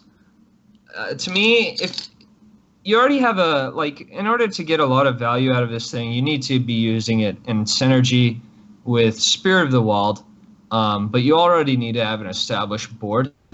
But drawing this, or drawing Spirit of the Wild, without a good board or without the right cards in hand, they're going to be completely dead. You're going to replace them every time. I think you have to have a substantial number of minions on board in order to get decent value out of the stats change, because despite being a 2-mana card, what I see is that this is a card you want to use a little bit later in the game. You want to have a lot of minions to sort of mitigate the randomness effect. You know, you want some of them to be in a usable position. So you're using this later in the game. It costs 2 mana. It's not high value. It's depleting your hand. And it's only going to shine in some combo situations with an established board. And just going back to that, if your board is so great that you're going to be able to kill your opponent with a Lightning Blitz Spirit of the Wild combo, why don't you just beat them with other cards? Why don't you just kill them with Aspect of the Drake, Chromatic Cold, Bloodborne spell? You know, why don't you use other sources of burst that are also useful in other situations? Maybe there's something that I'm not seeing with this card. Maybe they have other things planned. I mean, obviously, if they release a bunch of OP infiltrate minions or some effect that modifies what side of the board is considered yours and what side of the board is considered, you know, your opponent's side. If they did something that would swap the sides of the board and swap where Avalanche is effective, then I could see this being in some like synergy combo deck. But so far, I'm not very excited for it. That's what I'll say. Okay. I did want to make note that since it is a global buff to all of your minions, it helps Jack's True Sight. It's true. So there's something to be said about that. Now, whether throwing all of your Jack's True Sights onto your opponent's starting side is a good thing is up to you. That's up to how you play the game, and if your opponent is playing around Infiltrate anyways, then protecting your ranged minions could be pretty good. But lot to be desired there, I think, for the card. Winner? Yeah, just really quickly. I think like the greatest value use case is the difficult to establish board, which may not actually need to use Lightning Blitz in order to gain the most value. Right? Why not just Aspect to the Drake and send the creature where I want it to go? But I think the more powerful case will probably be just sending like. What about this, right? Like, we remember Songweaver, correct? And how it was really, really cool to, like, stick one creature that really sucked when, that had celerity and really sucked when thrown at the opponent's face, right? So, like, I foresee possible situations with, like, this and, like, Arctic Displacer or, like, Rhino. Like, it sounds stupid, right? But, like, Rhino has celerity. So, like, if you throw Rhino there, and then you move it one space with like a Hearth Sister or something, it will probably be able to hit them. And that's actually not a very difficult combo. It only costs 4 mana to pull off. And like if you can do it, like you just stick a Rhino and you beat, you hit him pretty hard with it. So, situations like that, we've already seen in a tournament setting that the Walls deck can work, right? Like Thessarian, showed us that. So you could stall with Walls. Yeah, I mean, it'll be interesting to see. But yeah, I think the combo instance is probably the most interesting and going to surprise people with how well it works. Or at least that's my prediction. Maybe it sucks, and I'm just a memer. I think you're just a memer, but no. I'm pretty sure that you probably touched it better there than what we've said already, that with like Frosthorn Rhino, it definitely gives it a little bit more oomph. Just another enabler for it. But right now I'm still kind of wishy-washy on the random teleport part. Like, right. So, like, it could be good. It's like, why don't you just play Ghost Links then? I don't know. But, so... I mean, it can only go to half the places Ghost Links can normally go. That's true. But I think we've kind of touched enough on it. Sibbones, what do you think? I think it's interesting. It's a very interesting card. Wait, you guys can hear me, right? Yep. Okay, my mic was being weird earlier, but it seems to be fixed now. It's an interesting card. I think it is incredibly niche. It is going to create a lot of funny highlights that we'll see on Reddit. I don't think it is the height of competitive. I don't think it's an example of a competitive card, but I like it. I think it's funny, and I hope to see some kind of cool deck made with it. Maybe like you can play Spirit of the no, what's it called? The Rhino, the Rhino guy, the 6/5. Yeah. You can see him being played, and then that's hidden away somewhere, and then you play this, and then it's an 8/6, and it has celerity, and it kills everything. So that could be cool, but overall, I don't think it's too incredibly viable, even though it is a funny, interesting card, and I like it a lot. Yeah, I like how Vanar is kind of turning into this weird subvert the board faction where they had Hearth Sister, now they have Mesmerize, then they got this Lightning Blitz, and they already have like Aspect of the Drake as well. That kind of helps that kind of theme a little bit too. So maybe they're really trying to turn Vanar into this metaphysical transformation faction where they just ignore the laws of everything in the board, But it's interesting that it's kind of thematically goes with what they kind of have in the faction. So right now, though, I can't see it being amazing. Yeah, I don't know. I've only been good at Vanar when they don't have a faction identity. So, maybe I'll just have to hang out with the Songhais if this is where it's going. If I can't have a deck full of neutral minions anymore, then I guess I could still play Kara, but that's pretty resident sleeper. All right. So, anyone else on Lightning Blitz? Just something that teleports all your stuff for 2 mana is actually kind of ridiculous if you think about it that way, too. It was pretty good in Warcraft 3, but I can't see it applying here. It's just funny. There's a 2-mana card that literally teleports all your stuff. Yeah. All right. So now that we've hit all the cards, I'm pretty excited for it. I think everyone has a lot to look forward to as more gets revealed. Monthly cards are coming out. I think everyone's talked through those enough on the Discord, so we don't really need to touch on them. But I do want to move on to the next section of the stream, which is going to be tournament scene. Now, a lot of us here have participated in tournaments. Some of us have won them. Some of them have placed very highly in them. Winter and I just got recently out of the Bloodborne tournament. Fortunately, neither of us made it out of group stage, but it was still a pleasure to play with all those players. But I got a few tournaments I want to talk about: the Snow Chaser Finals, the Bloodborne Finals, and the RCS Finals.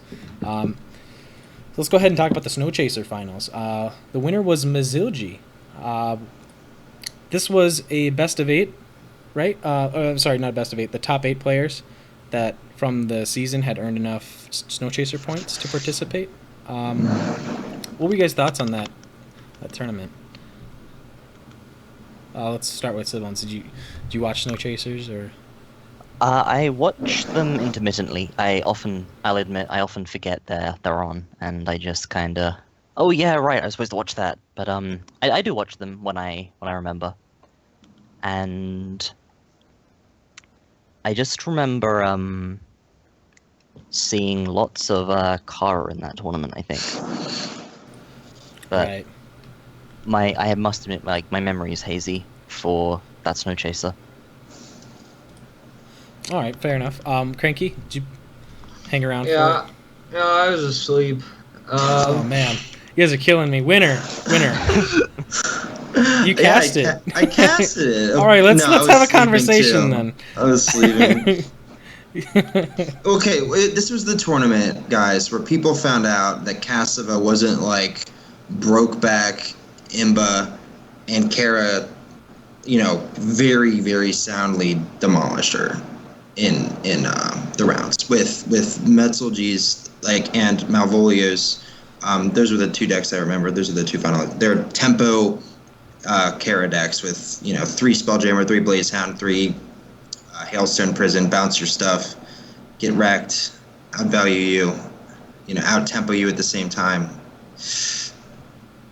Yeah, it was a pleasure to It was a pleasure, and it was really unfortunate too for me to watch this thing that had been lurking in the shadows somewhat, just kind of it was this gatekeeper up at the upper echelons of S rank and stuff like that, or throughout where people knew of the Kara deck, where no one really saw it a whole lot, but when you'd hear about it, they'd be like, yeah, Kara's really strong, and people would kind of go, yeah, she's all right.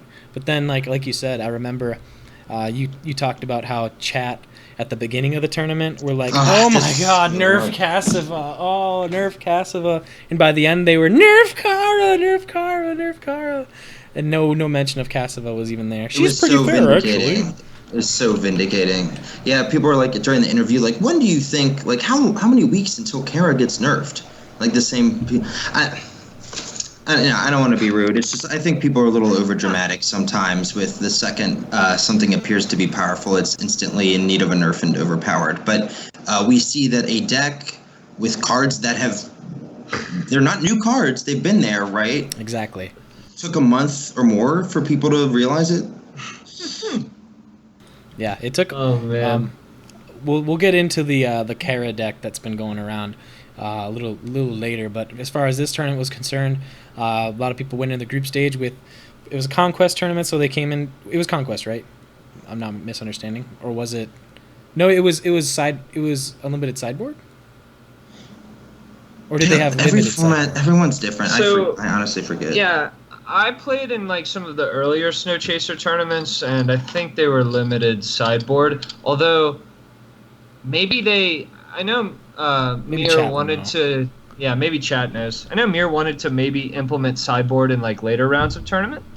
I don't know if they had something like that in the finals or the championship, whatever. Yeah. But regardless, the meta of that tournament was everyone was playing value or very staple stuff, and these tempo Kara decks just came out of nowhere and kind of sideswiped some of the top seeded players, as far as I know, like Kolos, Jay. They both got ousted by Kara, etc. And it was just like, yeah, you knew who you were facing ahead of time, so like people like Malvolio, like he specifically made decks like, all right, this is what I'm going to do against Kolos because this is what Kolos likes to do. This is what I'm going to. So. Which is it's not as big of a deal if you're willing to accept that your opponent knows your inclinations. And for Kolos, you know, he even said himself, he was like, it's my fault. I post my decks everywhere. People know what I'm going to run. And right. I could have changed, but I didn't want to because this is what I like to play. And, you know, it kind of bit him in the butt for it. So it happens to a lot of people who don't want to experiment so close to something that's so important. They want to play what they've always played, and some people were able to make best use of that in this tournament. Any other thoughts on Snow Chaser, though? It's crazy to think how long it's been going. Yeah. Months. Top 8 was limited? Okay. It was limited in top 8. Okay, that's fair. But people were still prepared because they were able to tech in advance. So, very nice tournament. I look forward to more of Mir's work in the future with this tournament and the team that she's put together to help produce these. Next up, we got let's hit the RCS finals. Next up, so the RCS finals was the Dawn of the Duelyst tournament with No Way It's Jay as its winner. With what did he bring? 2 mech decks. If not 3, right? Yeah, probably 2 mech decks and his Swamp Entangler Cass, which is a real deck. I've lost to it. Oh yeah. Fast Cass is vicious in some senses. Yeah, it is because he always has right. Jay always draws like a god. That's one thing that distinguishes him as a player. No, I thought that was Zooch. Zooch's defining feature for many months was the ability to play. We talked about this earlier. You choose to draw the cards, right? It's true. Yeah, that's the mark of any good player. That's all I pretty much do. I don't play my cards well. I just have the right stuff. But no, this was definitely a closed format where everyone had to play Conquest, 3 different decks from 3 different generals. As far as I know, I think they could still have the same faction, but I don't. Regardless, it was Conquest, and they had to have 3 different decks. So, iNuzzle was his opponent in the finals, I believe. None of you guys were played in that? Am I mistaken? So no. Yeah, so I actually I played in like 2 RCSs before the second to last one, the one before the finals. And I made it to the finals of 1, right? And I lost to Triple Nova, 1 out of 6 top deck. Feels bad, man. And I was pretty close to making it to this top 8 tournament. But I knew, deep down inside, I knew I was going to play No HJ first round. And then I did. And he turned 3 Mechazord me, like, every game. So that was the end of my RCS experience. I played week 7, trying to make it in.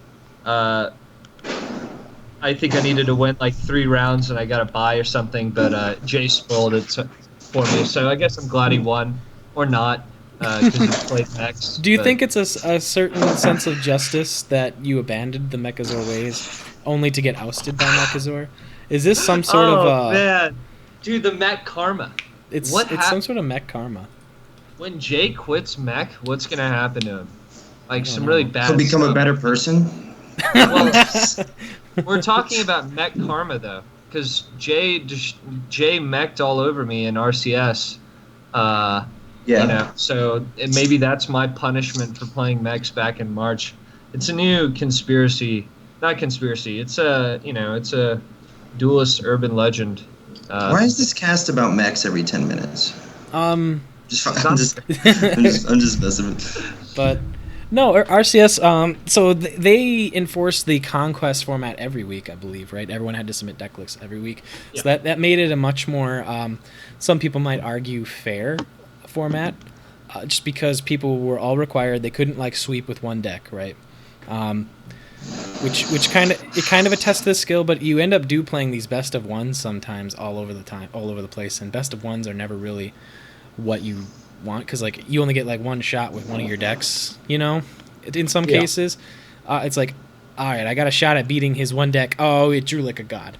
Okay, well, my other two decks kind of suck at this too, so darn. You know, so like it's like a best of one, because each you could keep losing with the same deck, but you can't win. So we'll talk more about the Conquest format and what recent posts on Reddit and stuff like that have detailed about it and why it may or may not be best for Duelyst.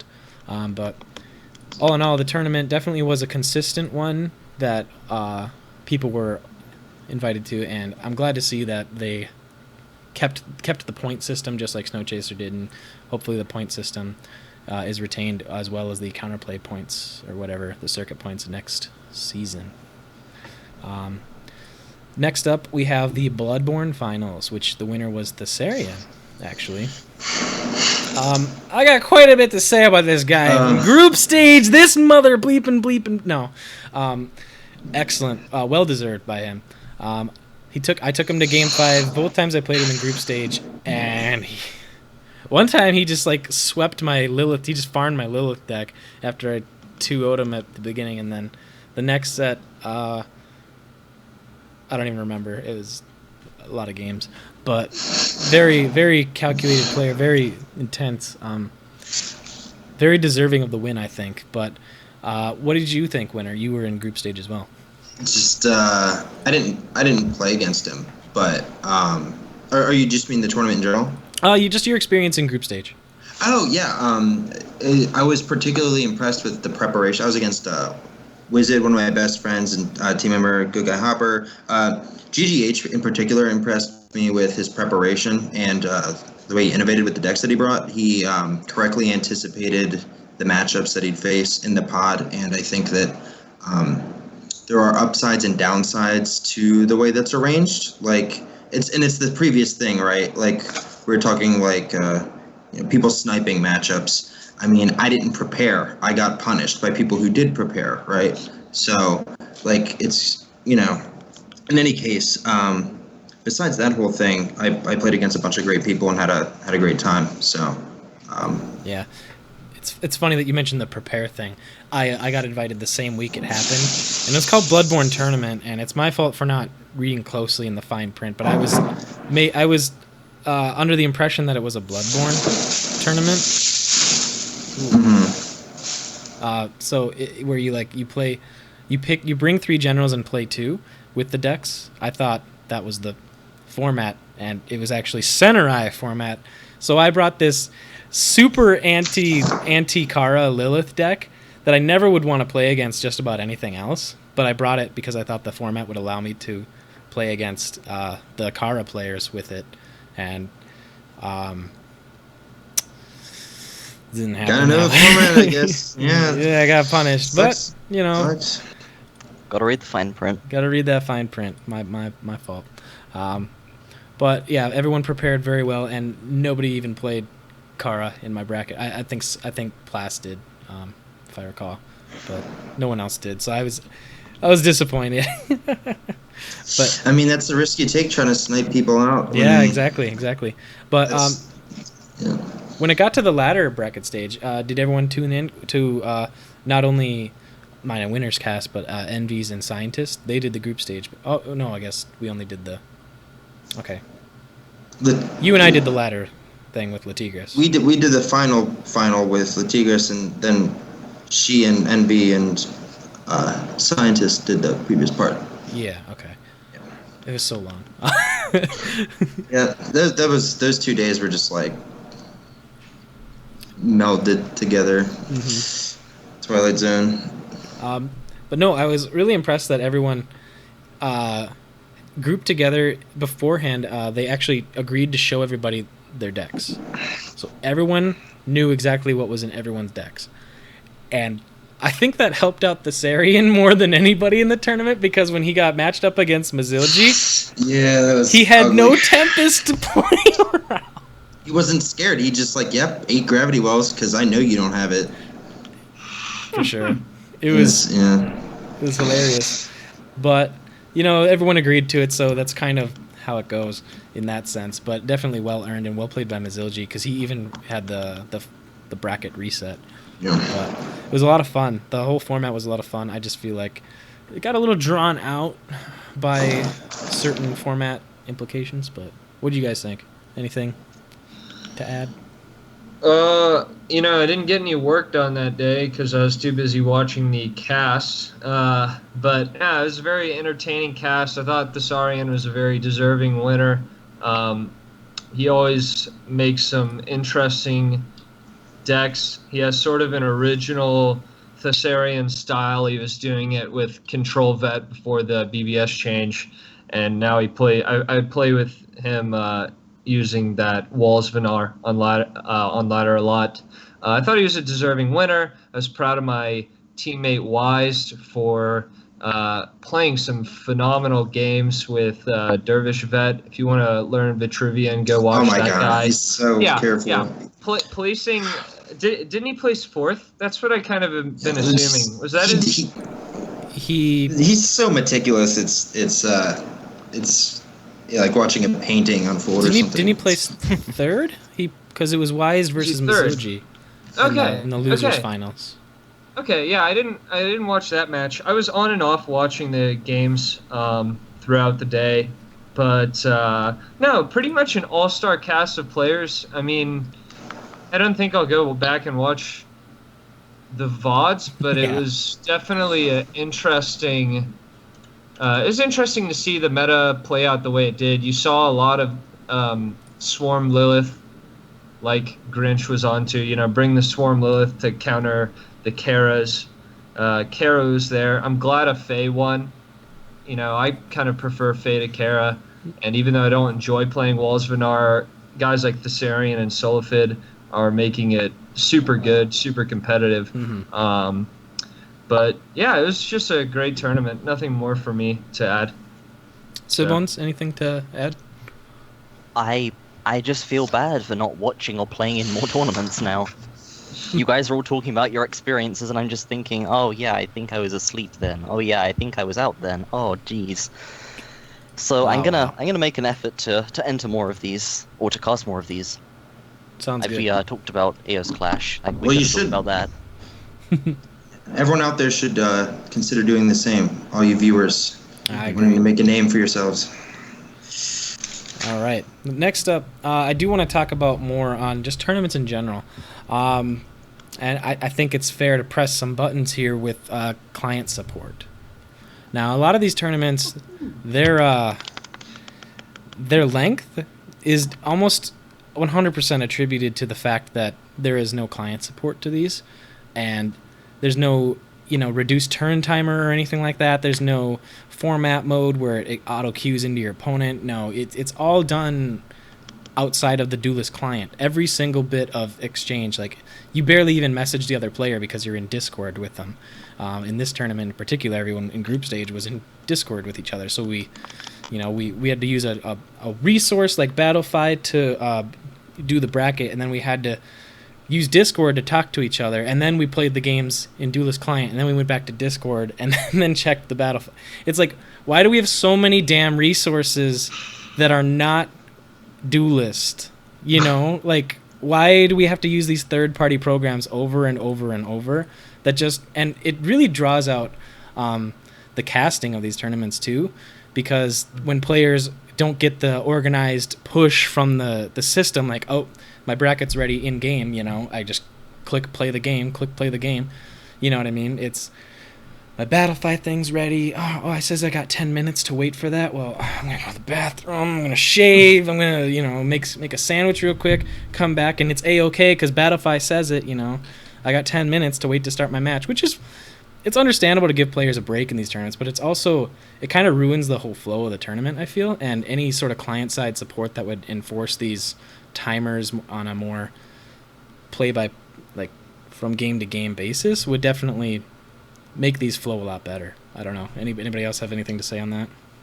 I like what you're saying. I don't think it should be totally rigid. Like maybe give the tournament admins some control Oh to yeah, grant an exception and like a timeout case. But yeah, with proper implementation, you're definitely right. Like it probably would add to the tournament experience for everybody involved, from casters to players, even viewers. If you could, they have the watch feature. If you could somehow like navigate a tournament bracket without even getting onto Twitch. oh Maybe you have man, some passing interests while playing your games. I mean, it would be useful. None of that stuff could could hurt, certainly. So yeah, I agree. I just wanted to say the tournament today that Crazed and Smash Things were casting, that went on for an incredible amount of time, and they had their fair share of technical difficulties. And if that could be streamlined so you could watch the entire tournament in 3 hours or 4 hours as opposed to however long it took them, then that would just be amazing for the community and the casters and everyone really, because you can just streamline the whole experience to get more content or the same amount of content in far less time. Yeah, I agree. Because like I think on Sunday, Winter and I had to cast for 11 hours for this tournament as well, which was like We chose to. We chose but yeah, to, We cast for 11 but hours. Yeah, it was pretty. the You guys ex- saw by the end of it what state we were in. yeah. So it's like I feel like just if there was some way to just get access to these games sooner, because the players obviously can't play all these games back to back to back, but some sort of setup just to I really like the watch feature idea. Like here's a watch, click, and then they just suddenly like, oh, today is Snow Chaser, so it has games from Snow Chaser, and some sort of. I mean, it's all. I'm no computer expert, but I imagine since they can already show those games, they could probably break them up into even bracket stage or something. But it's all wishful thinking at this point. But some sort of in-client support to maybe even encourage players that aren't on the Discords, that aren't on the Reddits, that just heard about this game from a friend, and they play it and they log on and they have their friend that they play with, and it's a casual thing for them. And then one day they go to Twitch and then they learn about the community. But those players that are out there that don't know about all this stuff because they don't do the Twitch thing, you know what I mean? Which there are surprisingly number of people out there that don't do this stuff as far as like the rest of the community goes. So just some sort of in-client encouragement for tournaments in general might encourage more thoughtfulness when considering ladder and how to approach the game from a completely different idea, rather than just, this game's kind of fun because I get to play against people and trash them. You know what I mean? So who knows? But I think nonetheless, tournament support in client would be good for the game. Yeah. I do want to also reference. Oh, go ahead. Do you have something? I was just gonna. I mean, there's like a number of different issues there, right? One is the battle fight system, and then like the rules of the tournament that mean that sometimes one group is finishing up 30 minutes after another, and that by necessity holds back the entire show.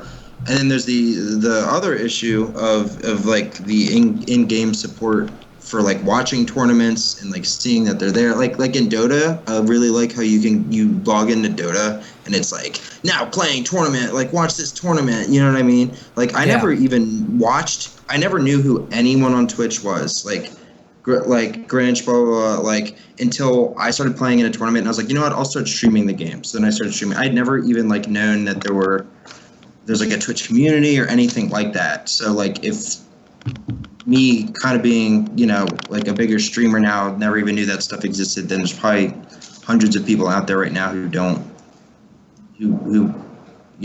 could. Exactly. So I agree. Yeah. Much like I think exactly what you just said. Hitting more people in that fringe group is all part of pulling into the main group and getting everyone on the same page that, hey, we do want to do tournaments. Hey, we have a world championship coming up. Hey, there's all kinds of stuff so that we got on the roadmap, but you might not know it yet just because you don't do the Reddit and Twitch thing. So yeah, I mean, they're juggling a lot of stuff right now, but it's true. I mean, not everyone goes to the website. For Sorry. I was just saying maybe the people who would end up being committed to the game have the interest level to go to the website anyway. So the people who don't go are the people who wouldn't have cared. I don't know, but There's, go ahead. Okay. All Go right. ahead. So yeah, there are going to be a large amount of people whose only interaction with Duelyst is starting it up, logging on, and playing Duelyst, and then they close it, and then that's it. right, exactly. They will have yeah. no idea that any of this exists.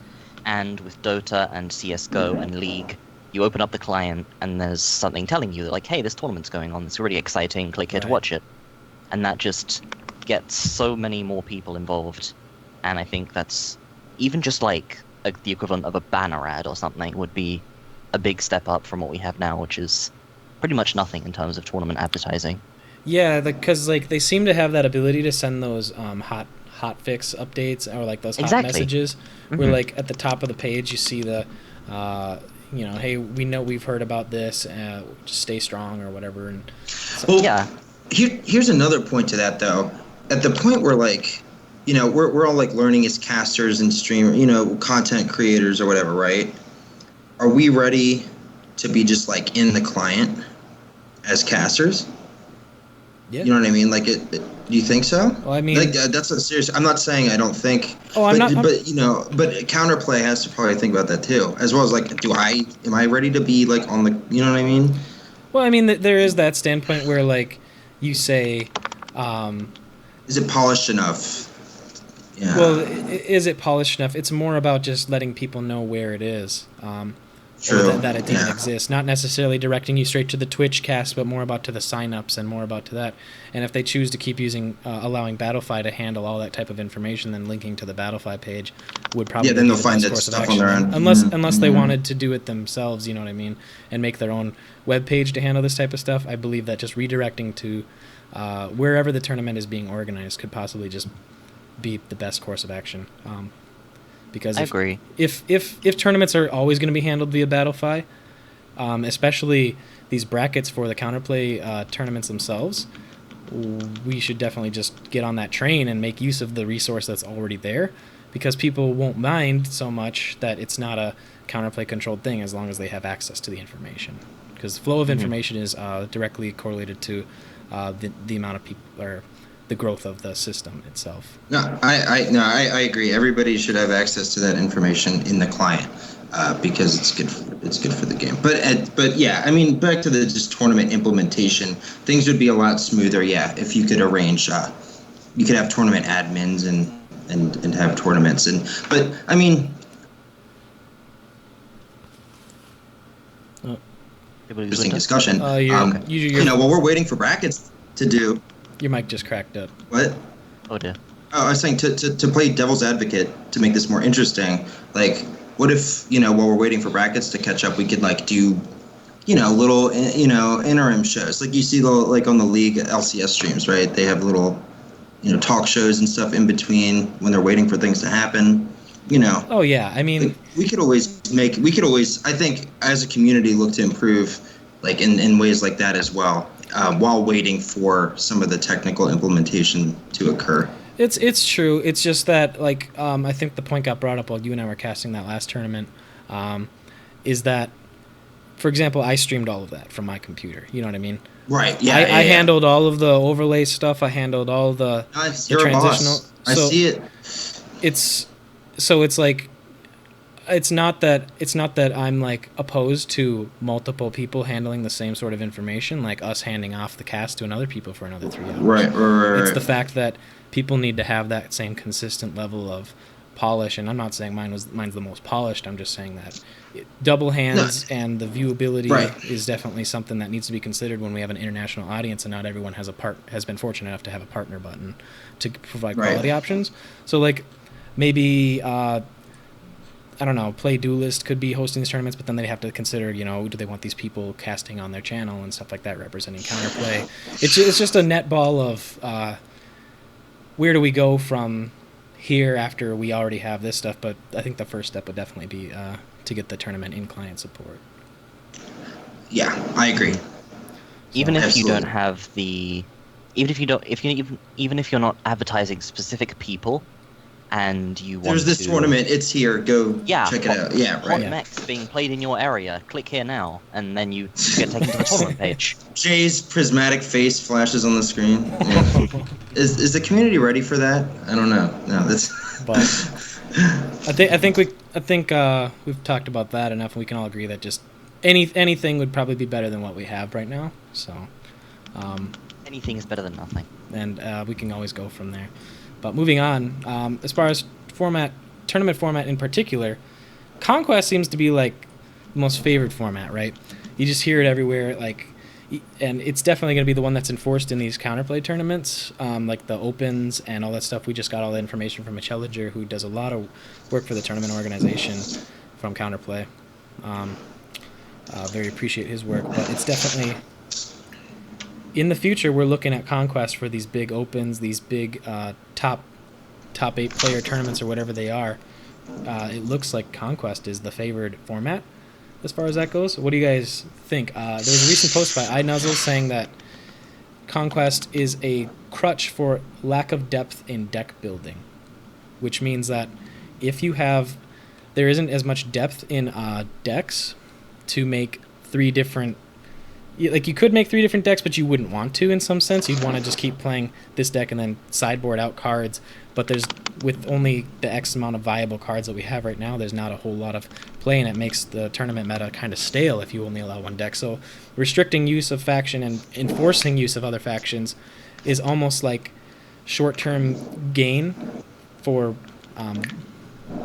how you play tournaments and representing skill, as opposed to the ability to pilot one deck in the long run. So what do you guys think about that argument that it is a crutch for a lack of depth in deck building? Let's go round. Starting with Cranky, I haven't heard you've been talking over you for a while. No, it's fine. No, I haven't had as much to add. I don't have a huge amount of tournament experience in this game or other games. I think that when the meta is in a particularly bad place, then Conquest can be kind of nice because you see more faction representation and people are forced to sort of prepare multiple strategies rather than the one proven thing that everyone knows works, and just fitting in the right amount of tech in that one overpowered deck in order to win all of the matchups. But at the same time, in a meta that is very diverse with a lot of viable, competitive at the top level decks, I totally agree with iNuzzle's point. I think that in the absence of Conquest, there's actually more mind games in deck selection, and I like that, like choosing what deck to go in to the next match with. In Conquest, after the first game, one player is constrained in what they can bring. So there's that obvious process of elimination thing going on there. And it's not just because I lost with the Lino deck 3 times, but Conquest. I also think that Conquest might favor not deck building in the sense of depth, but like a preparation thing, like a GGH thing, because he's great at that. Winter mentioned it before, like tailoring your factions to be able to go up against certain matchups or picking on a certain deck. I think it'll favor that more than it favors the best tactical players, because if you can use whatever you're comfortable with, if you're a Wised or a Dresbo and you can just play Magmar or Vet every time, you get a chance to excel purely on the tactical level, saying I know my deck, I'm comfortable with it. I prepared for all these different matchups and I know the nuances of all of those. I like that element. So I like the non-Conquest format personally. I see where iNuzzle's coming from. I still think we'll see good content in the context of Conquest, but I wouldn't be opposed to seeing it change in the future for the reasons that I just went over. So that's pretty much my piece on that. Yeah, I'd like to add to that that's a very good point, that a player like Dresbo, who has taken the perfection of a deck to the nth degree. He played the same deck list for how many months and still did very well. Like, I think he has some obscure win rate. If you guys ever, he keeps track of every game he's ever played at Duelyst. I love Jesbo. He had over 2,000 games played, and he had like a 90% win rate or 80% win rate with his Magmar decks. And every time he loses, he just like closes Duelyst, puts on that same Shania Twain song or whatever he's got going. It's just just whatever he's got, and he pours it. He pours himself a glass of orange juice because he's 12, and just comes to the stream and says, "Hold me, guys." No, I love Dresbo. He's a great guy. He used to be my teammate in Team Wars. But he's the perfect example of why this Conquest system hurts some of its best players. And it's because some of those best players are deck builders who have refined decks to such a level of perfection that it's you can't just go in and body him because he knows how that matchup works. Winner, what are your thoughts? Yeah, so I don't know that there is a canonical or a singular definition of good. I think that there are multiple vectors to the skill, and we've touched on a few of them in this discussion, right? GGH was mentioned in the context of like the tech, mindset with respect to deck building. We talk about like Dresbo or Wizard with respect to like very intense tactical expertise with a certain sort of thing, and something like Conquest favors one of these over the other, whereas other formats may do the opposite. So I personally, I have 20 Abyssian ribbons. Which side do you think I'm on? With the that whole thing. But getting invited to Grandmasters was the first time I ever had to learn to play another faction. Right? Before then, I was just like bored, and I'll meme with like Arcanist Lionar, right? But then I was like, okay, I have to go into a tournament with other factions. And anyway, I think one positive thing of the Conquest format that I haven't heard mentioned before is, as far as the marketplace of like ideas of the meta is concerned, it's sort of like the Wall Vanar deck. Like, would that have ever been entered into a tournament if people were only bringing one or two decks each time? Dude, Solifid plays that all the time. But, I mean, that's a niche. It's like an Addy or a... Sure, but okay, well, what I mean to say is that there are certain things that might be stumbled upon that might not have otherwise been stumbled upon and might be made prominent by being put in the spotlight, and there are more moving pieces whether or not they are being forced to move, and this will lead to innovation indirectly, if not directly, and that is good for like the meta in some sense. Whether or not it's good for players and they should be forced to do that or not is a different thing. But no, I agree. I understand exactly what you're trying to say. Yeah. That what did they always say? What's that saying where complacency breeds necessity is the mother of innovation. Necessity, yeah. Like there's another saying I was thinking about. I think it's the one I was trying to say. It's like a corollary. Yeah. I love that though, and it's very true, especially in Duelyst when like it hasn't been so much a case in Duelyst, but people tend to get very fixed. Like when they didn't do a balance patch for a month, right? Everyone was like, Casva, right? There's so bored. This game's stale, and it's like, what are you talking about? And it's like you look at the decks that are being played today. Those cards didn't, like Grinchard and all those streamer cards didn't really do a whole lot for these decks. You know what I mean? They're not linchpins in these decks. These are all cards that had been out since 0.61. Last 3 months, these just took a while to build up, and that's what happens in card games is people don't experiment enough because they're too afraid to lose. Right. And so being forced, yeah. So Conquest format is a good breeding ground for some of these implementations to surface, but I'm not quite sold on the fact that it should be the basis of how we discern who our best players are. Like, I agree there for sure. The saying was like complacency breeds failure. I There. think. I There think you so. go. I think that was it. I Yeah. heard it as mediocrity, but yeah. Yeah, mediocrity. Okay. That's the one. That's Sure. the- Okay. Yeah. I was close. But like I mean, Duelist does have, relative to some other games, like a smaller card pool, right? So, like, Yeah, it's newer. getting back to this like hardball question of like, is it a crutch because of a lack of deck diversity? I mean, Depth like, in deck building. depth in deck building. I mean, how? Yeah, let's like go back to that because that's like a tough as nails sort of. It is. It's a hard hitting question because it's like, does Duelyst have the deck building depth that is somewhat apparent in a lot of other card games, and that leads to what you said is like there's not that many cards. You know, I can't make what is it? I can't build bricks without water or clay or something like that. You need. You make water out of bricks? No, You're you getting can't. too Dang. philosophical. I'm just, I'm just trying to say, I'm just- like, I can't, you know, I can't write without a pen, you know, so if I don't have a pen, I have to use blood or it's just like Or that you need bricks. more resources bad. in order Me too, to. man. I'm getting too you're abstract, saying- obviously. I hate when but- that happens.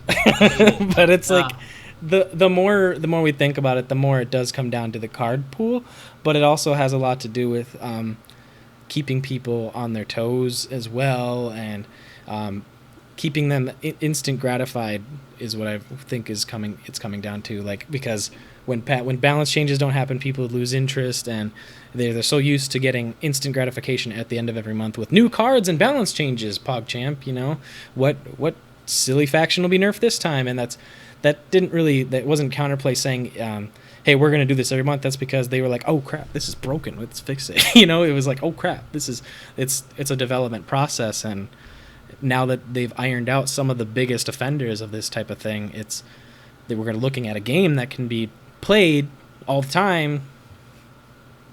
What do you think? You know, I maintain Vindicator It's- wasn't broken. I mean, it's okay, like, but even besides the card, like, it's about choices, right? Like, how many choices for 2-drops do you have in decks? How many choices for 3-drops do you have in decks, right? So, like, I want to make, an X archetype deck. How many different 2-drops are contesting for my 2-drop slot, and so forth, for the rest of the curve? That's the real question when we're talking about depth of deck building, right? I mean, there's more. To some extent, Yeah, right? there's more Using an combinatorics archetypal. You can get into different curves though, and like, you know. Oh, you can, Spell Hot absolutely. runs only 2-2-drops. Sure. Yeah, so there's like a little bit more combinatorics than basically looking at each mana slot. But you're totally to model right. it as an archetypal, to keep it simple for the sake of discussion, right? Like, No. I'm kidding. I agree with what Winter's saying. The majority of my Magmar decks over the months I've been playing have ran 0 to 2 3-drops, because for Magmar, with the exception of Vindicator, of course, RIP, never forgetty, there are just no good 3-drops for Magmar. You got what? You got Tiger, you got Repulsor Beast, you've got Wings of Paradise. Okay, yeah, you can play that if you're a funny memer. Oh, top 10 though. Top 10 yeah, though. memeing at the top, buddy. But no, you're right. You're right. Wings only probably emerged because of the desert of 3-drops for Magmar. But I want to point out it's a good card, quickly. though. I want to point Good out card. that Mogwai played that against me in Grandmasters, and won with it. Yeah, people freaked out when they saw it then too, because it's such a Wait. dank card. Wings in what deck? He was Magmar. Was it was Magmar? Yep. Oh, man. It was a Punch Vath variant with wings, and I was one off lethal every turn, baby rage, and he. You always are one. I know Yeah, I am. Grinch. That's my meme. That's my Grinch. stick. I own that. I trademarked it. Every time I beat Grinch, he was one away, and I just didn't Me realize too. how dead I was. Me too, man. I had to But- come and forth. Anyways, aside from my Salt and Baby Rage, it's definitely been like a hidden Magmar thing. They're like, I got Dire Tide Frenzy and a Flying Minion. Yeah. You know, what are you gonna do about it? And they Phoenix Fire it, and Magmar cries, and Meg's sad and dies. But I do have a winning record in S rank with my Magmar deck that is only flying minions and 2-drops. Oh yeah, fighting the good pretty fight good. over there. The Yeah. Young Flame mixtape, dude. You got that one in there? Oh Young yeah, Flame? you just go. Oh yeah.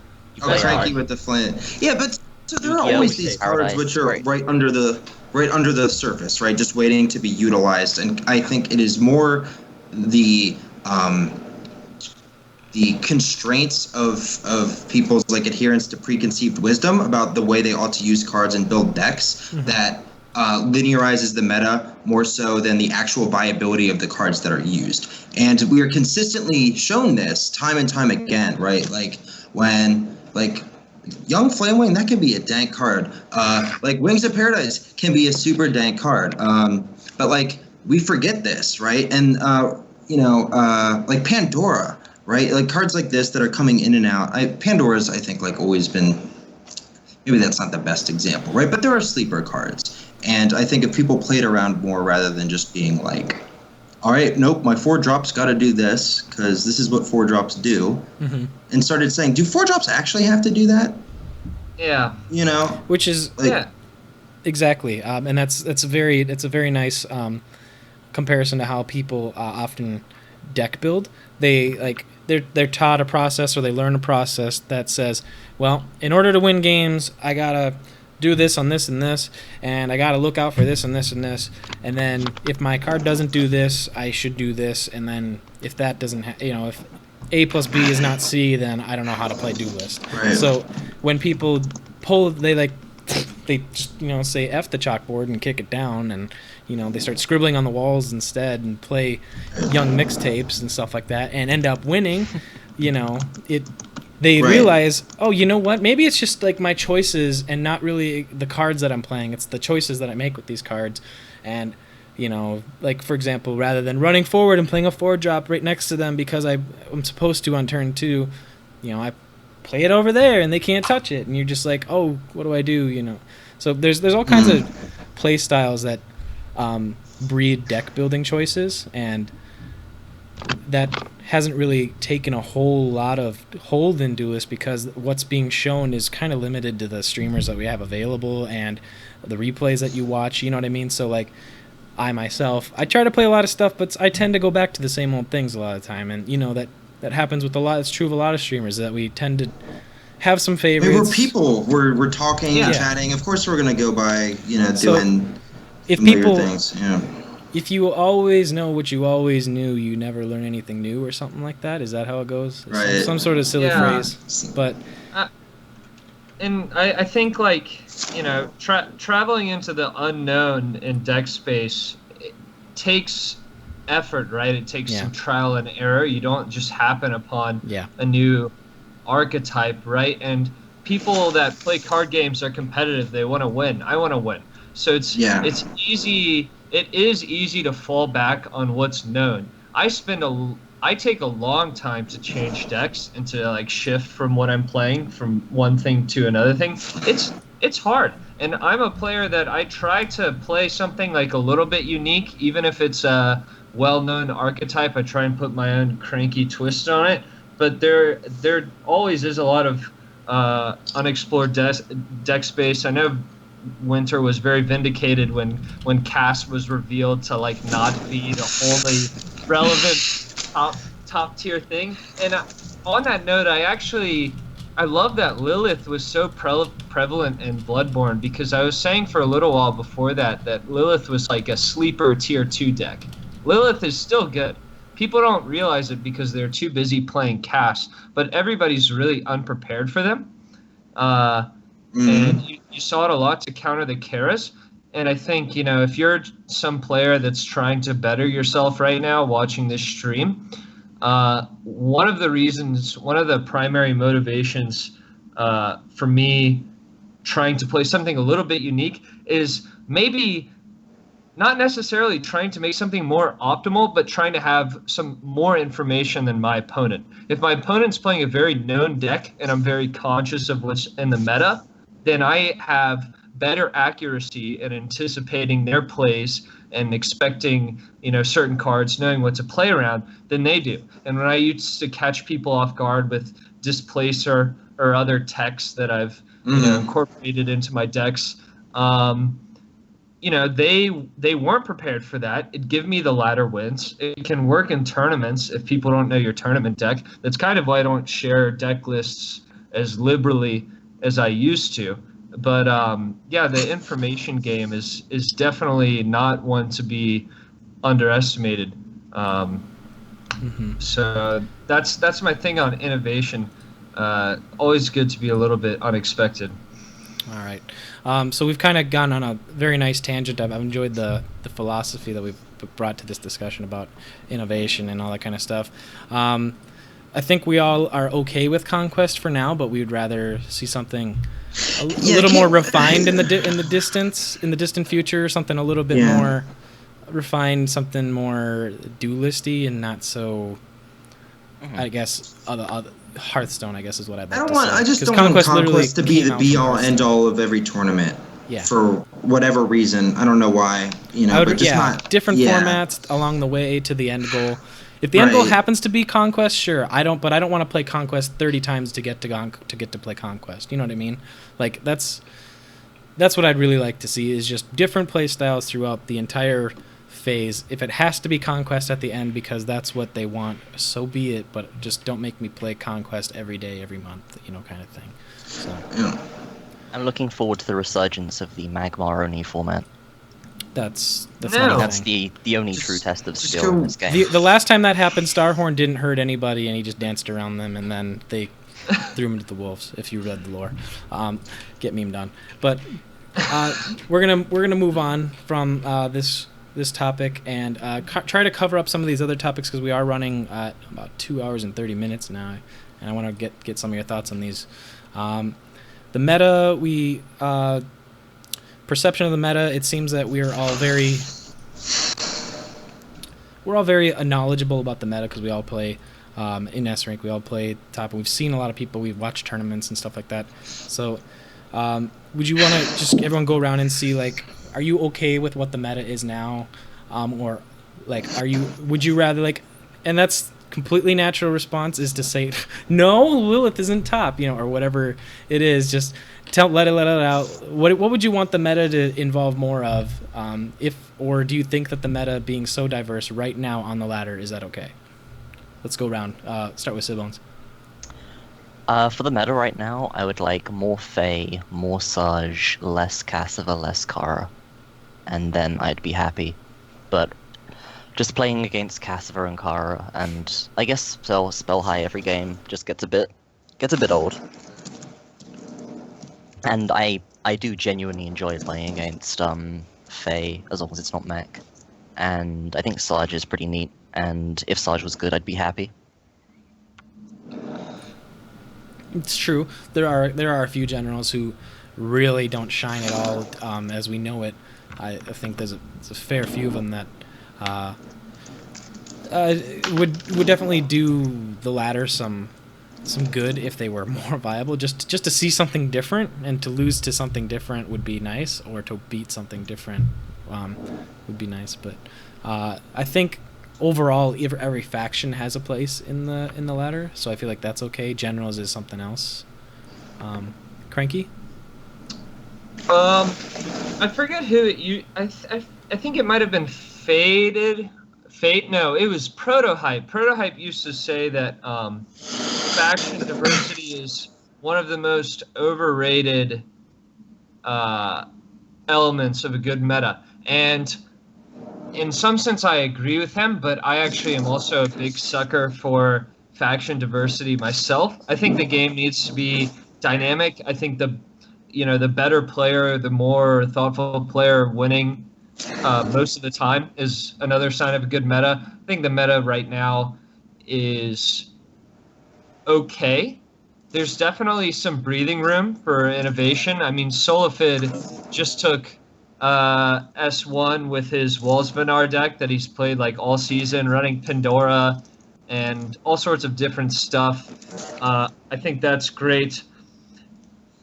In terms of whether or not the game is dynamic, I think that there's some balance problems that everybody's well aware of, but why they matter to me as a player is I think that there is this dynamic going on where there are a couple of cards in every deck, and your wins with that deck correlate with how much you draw those cards. And Grinch touched on this when he was talking about his Magmar experience in Tegeti in a stream a little while back last week, is that he found, the more times he drew Tegeti, the more times he won. And I think that there is that we are in a situation where there are sort of like a couple of different tiers of power levels for competitive cards, and there are a few too many cards occupying this upper echelon where the more you draw cards in that upper echelon, the more you're going to win. So the more time your Divine Bond lines up with your Provoke minion, your Duelyst, which is another card I don't like, the more times you draw Shadow Nova. And I think that that's contributing to some of the variance, even at higher level play. You see draws impacting the outcome simply because there's nothing to play around. There's no decision that you can make in some situations if your draws don't line up well enough against these blowout cards like Shadow Nova. So I'm glad that at least some of that stuff is going to be changing. For Kara, it's Saber Spine Tiger. If they have the two cats in hand, what are you going to do? As a player, it's kind of disheartening to see your decision making sort of divorced from the outcome of the game because draws happened. So that's my major complaint. A few too many cards. Maybe they need to buff more cards so that everything in your hand is more impactful and the outcome of the game is less directly dependent on those power cards I mentioned before. Maybe they need to bring some of those down. So some balancing nuances. I think everybody's conscious of this. I'm just articulating it in my own language. But otherwise, the meta is fairly diverse because we have a handful of overpowered things spread in different factions. But I think the quality of the games would increase if we saw some of those cards change subtly. So that's my piece. I agree with that. I agree with that almost 100%. Yeah, actually 100%. That most of the time, and I want to contrast that in comparison to how cards that aren't exactly OP but enable you to play, you continue a game. Like for example, Heaven's Eclipse is a perfect example of a card that it doesn't win the game by itself. You know what I mean? You have decisions to make and you have luck of the draw with that. But the more Heaven's Eclipse you may or may not see, and it's like, for example, a Spell High deck is somewhat significant in your margin of your win margin versus your loss margin, just because these types of cards have the effect of enabling you to continue on your game and fight the good fight. But they're not exactly, it's not like, okay, I'm playing Shadow Nova because I got away with my Duelyst that you couldn't deal with, and then you're stuck on a Tombstone because you didn't draw one of your 6 Dispels, and that blowout seems to happen in such a frequency that people tend to get, they remember that, oh man, Cassava, she held me in Diamond for quite a while, or whatever it was, and it seems that like certain other cards that also enable these wins aren't quite as prominent or as impactful, even though that they are just as powerful in a sense. Yeah. I've said a lot on this, but I want to add on to that a small amount.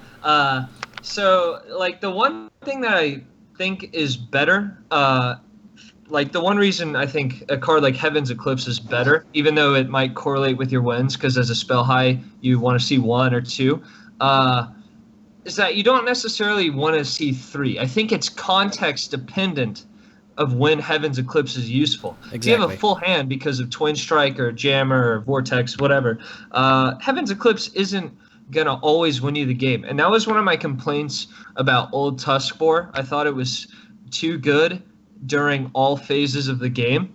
And that's how I also feel about a card like Shadow Nova, is that it doesn't really matter. Yeah, it doesn't. Tegeti.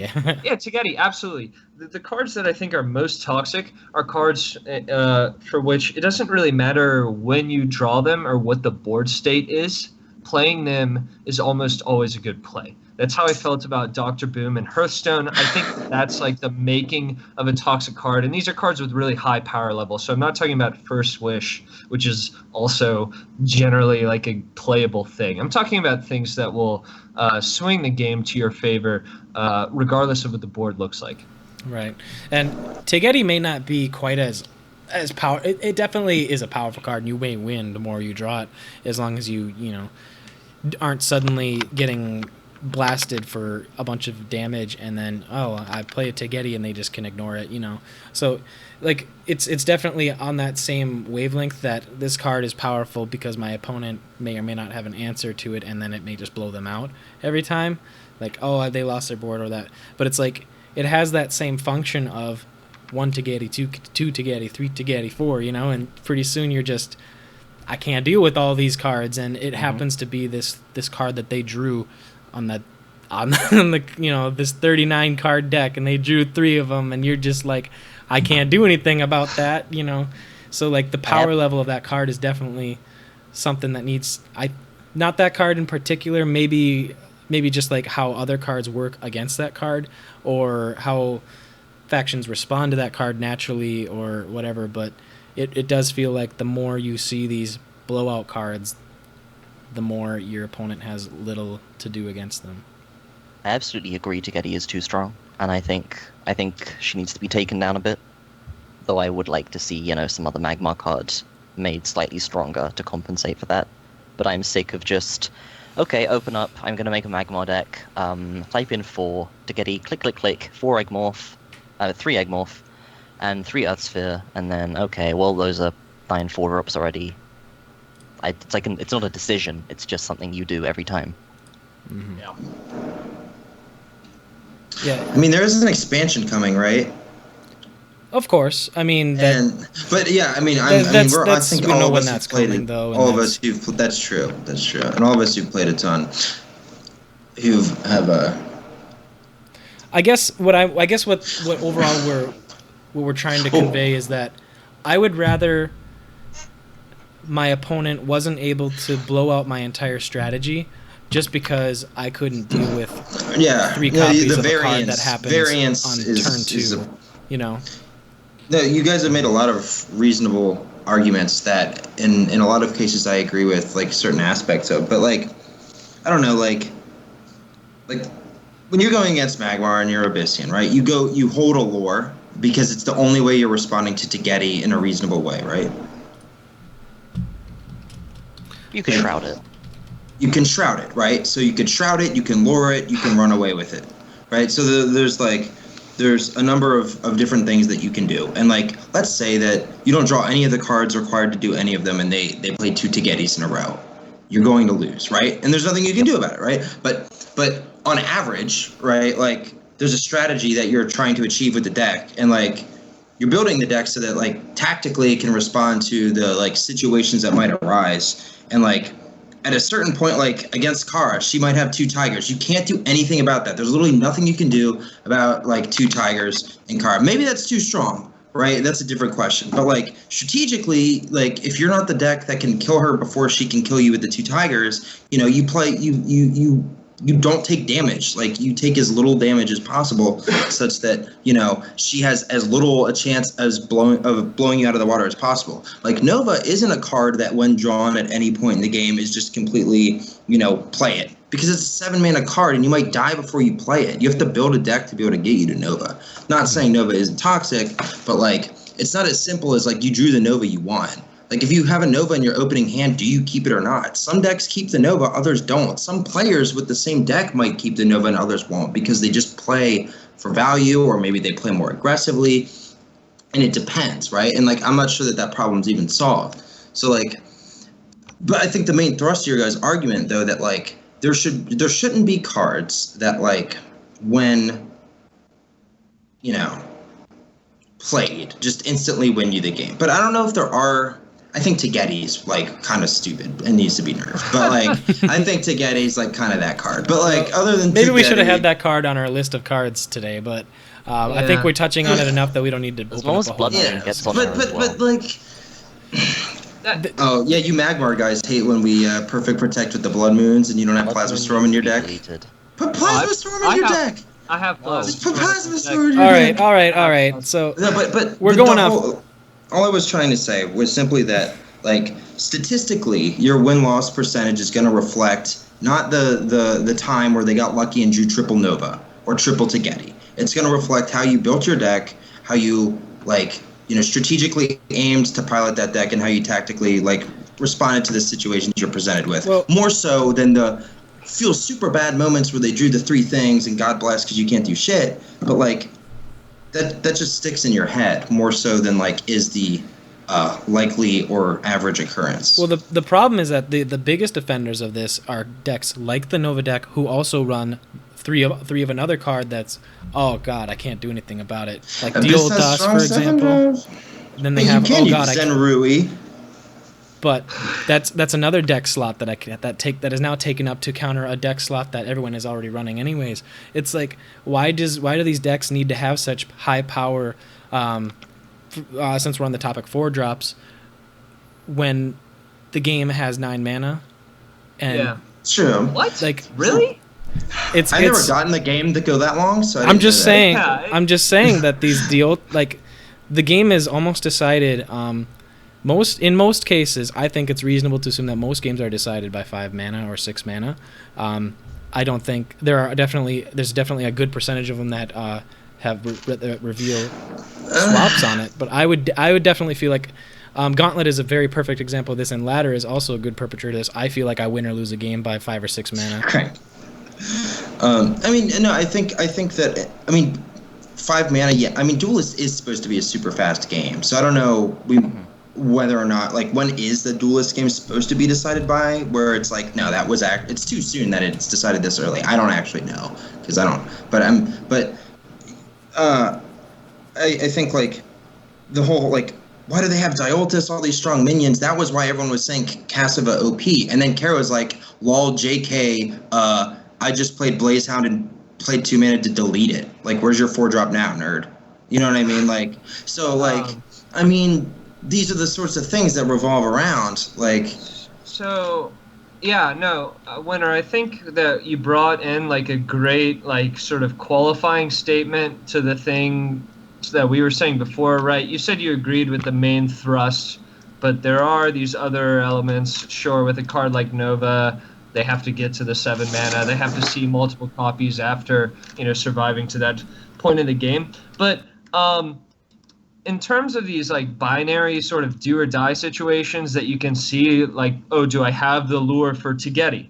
Do I have the lure for Ironcliff or not? Sure, your win-loss percentage after a huge number of games is going to reflect, how well you played and how well you prepared. But I think there is a real, like, signal to noise issue with balancing these things, and that's, like, a concern that I have with some RNG cards. Is, how often do you go, even though you're a top player, how often can you go on a stretch where you have, like, a 40% win rate?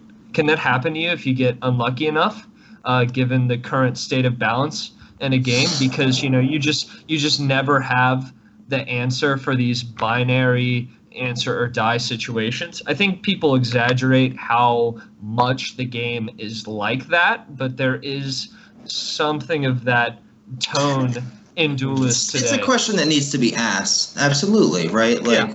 Like how game ending should 4-drops and 5-drops be? Yeah. I didn't answer your 4-drop. I guess I just concede. Like, is that a world we want to live in, or is that the world we should live? But I'm just asking, is that actually the world we live in? Like, no, it's not. It's not. One 4-drop does not decide the game, but it is, like, for example, the game can be decided on the fact of a series of 4-drop, 4-drop, 4-drop, whereas I, like, already don't have an answer to 1, and you just put 3 in your deck and you happen to draw them, and now I don't have them, and I don't have an answer to 2. It's a card game with strong cards. I don't know. Like, that are that's exactly the point, though. Do we need to have these strong neutrals, or do we need to have faction neutrals? And an expansion is a perfect place to discuss that. Because when everyone is running Zenrui to counter Duelyst and then Duelyst to counter Zenrui's aggression, shitty, but without it, Lantern Fox goes out of control, and I mean, that's Sorry not even to cut you off. that's not even true though. That Lantern Fox runs rampant. People I think overestimate the power of Lantern Fox. Definitely, It's minions like that, right? It's Minions- like a check theoretically that maybe is too ubiquitous to actually be a check, but yeah. I don't know. I mean, people kind of tend to forego things like Dispel in favor of actual removal, and that's kind of like how these deck decks. space is cramped. Deck space is cramped, and people used to argue like, "Oh, just run Dispel for this," and they're like, "That's not a good way to balance it." When it comes down to it, it actually is a pretty reasonable way to balance it, rather than polarizing the very specific answer to these cards, like with Zenrui. It's like, all right, I could Dispel this Lantern Fox, and then hope I draw another one for another one or something like that. And then you also combo with Zenrui, and now you've got this very specific situation where you're like, if he plays a Lantern Fox, I'm going to have an answer for it, but that's not going to help you against Lionar because these specific cards don't answer everything, and that's where universal answers should not be. I don't think everyone should have the same answer to the same problem, to one problem. Sure. Not everyone Yeah. should have the same answer to one problem. Everyone should have a different answer, and cards like Zenrui are huge perpetrators of this act, because when you put Zenrui in your deck, you're saying, I'm covering every meta pick from this to this, and now I've got all of these answers boiled into one card. I no longer have to worry about Like this card, Blistering this card, and this Scorn. card. Blistering Scorn. Scorn. Every faction now has to clear the board. Exactly. Oh, no, but it's the exact same sort of card. Yeah, I mean, it's an interesting discussion worth having, because on one hand, it's like there's a toxicity to that because Exactly. it constrains meta space. On the other hand,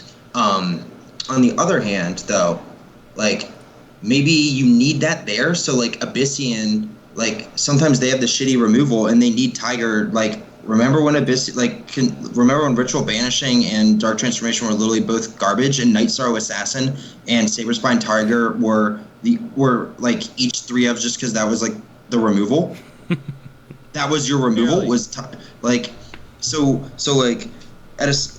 when is it a case where it's literally like the only thing that allows a function to even like tread water versus like something that blankets answers in a way that is unhealthy? And I think that like as more cards, going back to like competition for mana points, as there are more cards in the game and there are more like, I have a lot of dank 5-drops to play now that are like really threatening. Maybe Zenrui doesn't make the cut because instead of answering their thing, I'd rather just play this like 5-drop instead. So I think we might see, like, as we have more options, it appears to be less like that, and hopefully cards like that only come out when the meta is oriented towards 2-drops or towards Swarm for Blister, or maybe those Blistering Scorn's always a 3 of because it's super good. I don't know yet, but So yeah, over centralized.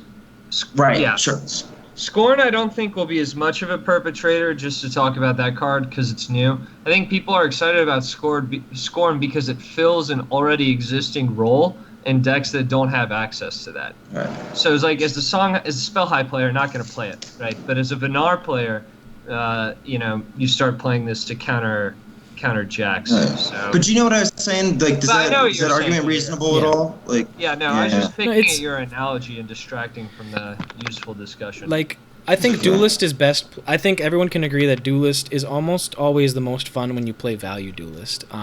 And by that I mean, I'm not saying what I mean. I'm going to qualify that. I'm going to say that. Jeez, Duelyst is the best. Come on. No, just What I mean by that is there's a difference between playing value Duelyst and there's playing reactive Duelyst. And playing reactive Duelyst is where you are cycling away threats and playing control cards like Zenrui. Dancing Blades is also a valued card. It's removal. You have these value cards, but it doesn't even matter. Like it comes down to that deck one because I just had all these answers in my deck and I played answer deck, and it worked well. And then you have the other guy who's playing 3 Flameblood Warlocks and 3 Elucidators and all that type of stuff. And he says, I won because I just raw powered you down. And the person says, well, I didn't have enough answers. So then you have these two polarizing play styles that, let's just be honest, they get kind of dull after a while. If I'm going to play 3 Zenrui, if I played Sabotage Vitruvian every day, regardless of whether or not I run into Shadow Nova 10 games in a row, am I really having this much fun playing this one playstyle over and over again when it should be more of a, now if I place this 2-drop here, he could Dancing Blades it, but I'm also going to gain the position on him if he doesn't have the answer, and then move my thing here. You want to think about your choices and rather whether or not I have the cards in my hand. And that's kind of how like Gauntlet comes down to. It's like, I'm going to play these minions because I'm willing to bet he doesn't have the answer, but I'm also sacrificing a lot if he does have the answer. And that's kind of how it works when you don't have cards like Shadow Nova to just, all right, I'm going to play these minions to stop him from going face every turn, like Duelyst, or like Primus Shieldmaster, or Kalino. Yeah. And It doesn't feel fun to be and then I the just draw the Shadow backpedaling. Novas, and Yeah. you're like, haha, you couldn't touch me because I put these cards to make sure you couldn't touch me, and now I just drew all three. And that's a You're saying type you of, hate control decks and you like mid-range decks. That's That's not what I'm saying. I'm saying I'm just I'm saying the more fun you have in Duelyst is probably correlated to how much you actually had a chance to deal with the things that are placed in front of you, and not so much interaction is fun. Yeah. Yes. I like what Grinch is saying there. I think that what he's saying even could accommodate many styles of decks. Like, you can have an aggro deck that's still faced with that sort of decision. I mean, this may shock people. There aren't just straight like face monkey aggro decks out there. There are like minion based aggro and like a little bit of diversity there. I think that a healthy meta means that all decks are sort of held accountable to multiple types of dynamics. So the value dynamic that Grinch was talking about, like playing around Dancing Blades, like trying not to get blown out by your opponent getting, way more than their mana's worth out of a play. But also, I think that aggro strategies and like the rushdown strategy is healthy to prevent the meta from degenerating into sort of a greed fest. I'm sure everybody here would also like agrees with that view. It's a pretty like common view on card games that multiple speeds and archetypes are healthy. But yeah, I would like to see a game where all of these archetypes can sort of coexist with a interactive meta in which you're pressured to sort of judge your resources, play the value game at times, play the rushdown game at times, be reactive when you need to because your opponent's going to have power plays too. And ultimately a healthy game is a game with like comebacks and fluid and organic engaging interactive play. So I think everybody here wants to see that. Yeah. And Duelyst is pretty far along on that road, I'd say. Like, for all of its faults, it's it's the card game that I've been playing. It's the one that I came to. Agreed. So Duelyst has a lot of that, and even though we were left to languish with Cass and now Kara for a while, I'm pretty optimistic in general about the trajectory the game's going. We'll see with Shimazar, but yeah. I agree, and I think my biggest problem, not my biggest problem, one of my bigger problems with kind of the example of cards that you play and you must answer them, and it's just answer it now or you lose, is Shakri Avatar, because it's a 2-mana card that can just be... I've seen people get lethal on like turn 4 with a Shakri they played because it wasn't answered.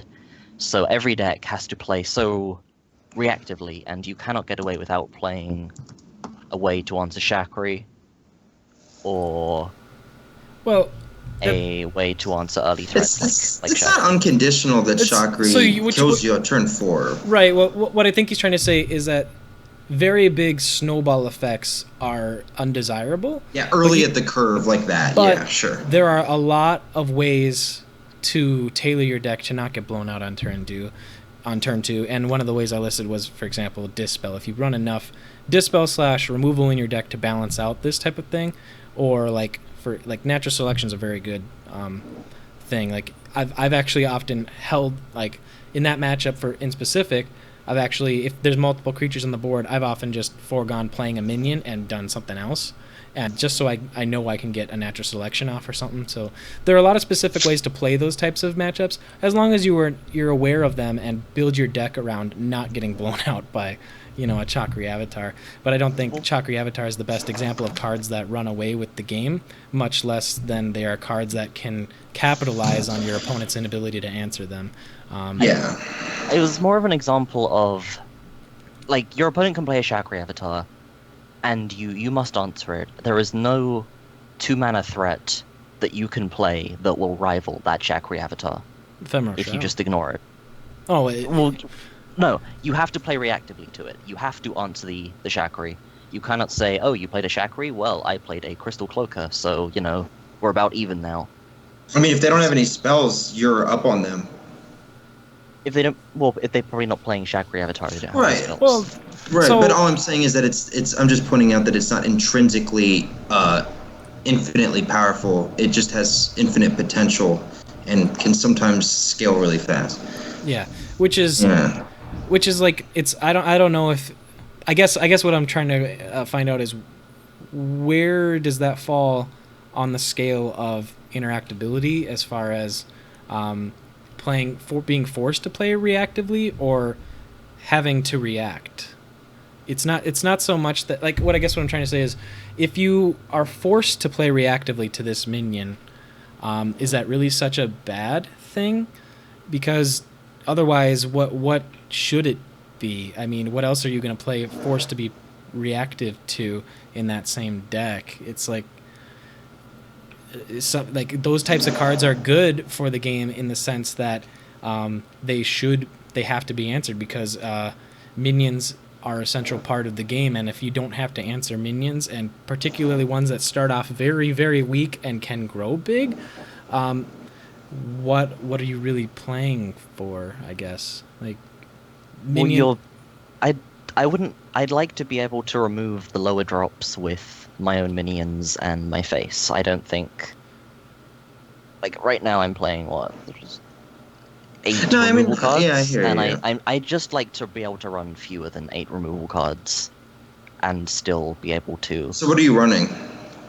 Right now I got For removal? 3 Shroud in every deck because I don't feel like Yeah, using yeah. Magmar without 3 Shroud.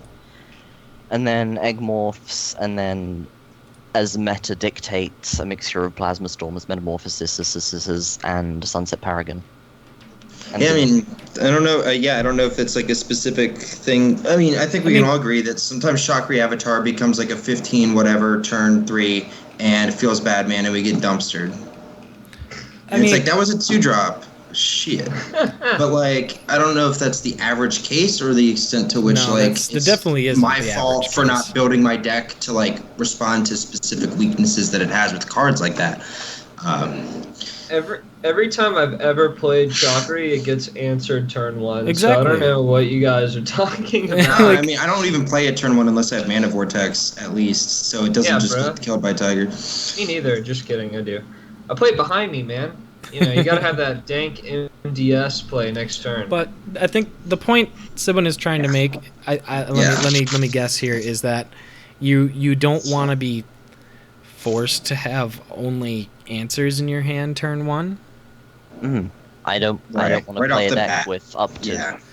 I don't want almost a third of my deck to be removal cards. But that's a problem with how Duelyst is designed, though, is that it starts at a higher mana cost than other card games do. For example, we start at 2, and there's actually a whole row of one mana minions that don't even get touched for the most part. Some of them are run, some of them aren't. But since we don't start at 1 mana, we can ignore those minions in most decks. And you start at 2, and the player 2 starts with 3 mana, and that already changes how the game is perceived as a card game in a lot of ways, just because the ability to play larger threats happens much sooner than in other games, to some degree. Because if you get access to, say, because there used to be a chart where like player 1 has 2, 4, 3, or 2, 4, 5 kind of thing, is how they can play, but player 2 gets to play with 4, 4-5 or 4-5-4 or whatever it is, however the ratio goes, the scaling of the threat is always going to be larger in this game, just it's because exponential. Yeah. you get more mana to play with. So having removal in your deck tends to reward you more than it does punish you in some cases, just because if my opponent flashes out Pandora turn 2, because there are ways to enable that, I should, as a responsible player, play around that. You don't always draw that shit, and then you lose in the tournament because they had it turn 2 or turn 1. So yeah, turn 2. Yeah. There's a whole nother, there's two sides of that. Is that I played a 2-drop that grew into something big because you didn't answer it, but you also have the opportunity to get a big threat out much sooner than I do, and if I can't deal with it, it runs away with the game in just the same manner. So I feel like there's a good balance of threat at all levels of mana. It's just like, where are they most concentrated at? And in this game particularly right now, it seems that the 4-drop slot occupies much of the threat level and how they run away with the game. I know all about that. Like, for example, Owl Beast is a good one because you play him and you buff him, and your opponent's just like, well, crap, I can't let that run away, And that's available to everybody, and Duelyst is a good one, and I feel like decks that aren't prepared for these unique cheese strategies in some way, like, you should just kind of blame yourself, because there's so many of them, and that's just Duelyst for you right now.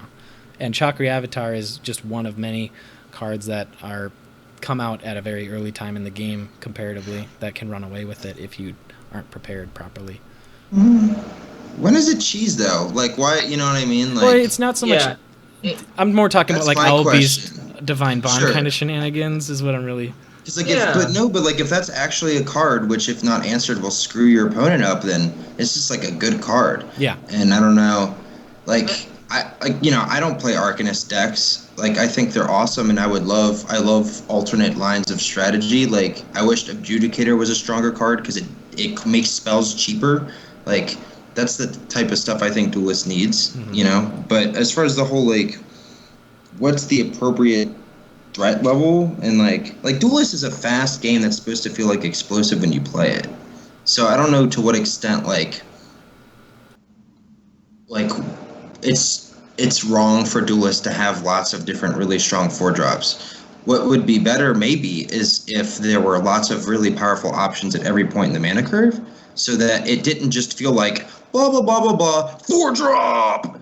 Yeah. Like, you know what I mean? Like, boom. So that's the real, And the fact that at 8 mana, often the strongest play you can make is double 4-drop. Double 4, yeah. Double 4 is... You don't play an 8 mana, you don't play a 7 mana minion, you just play double 4-drop, and that is so much better.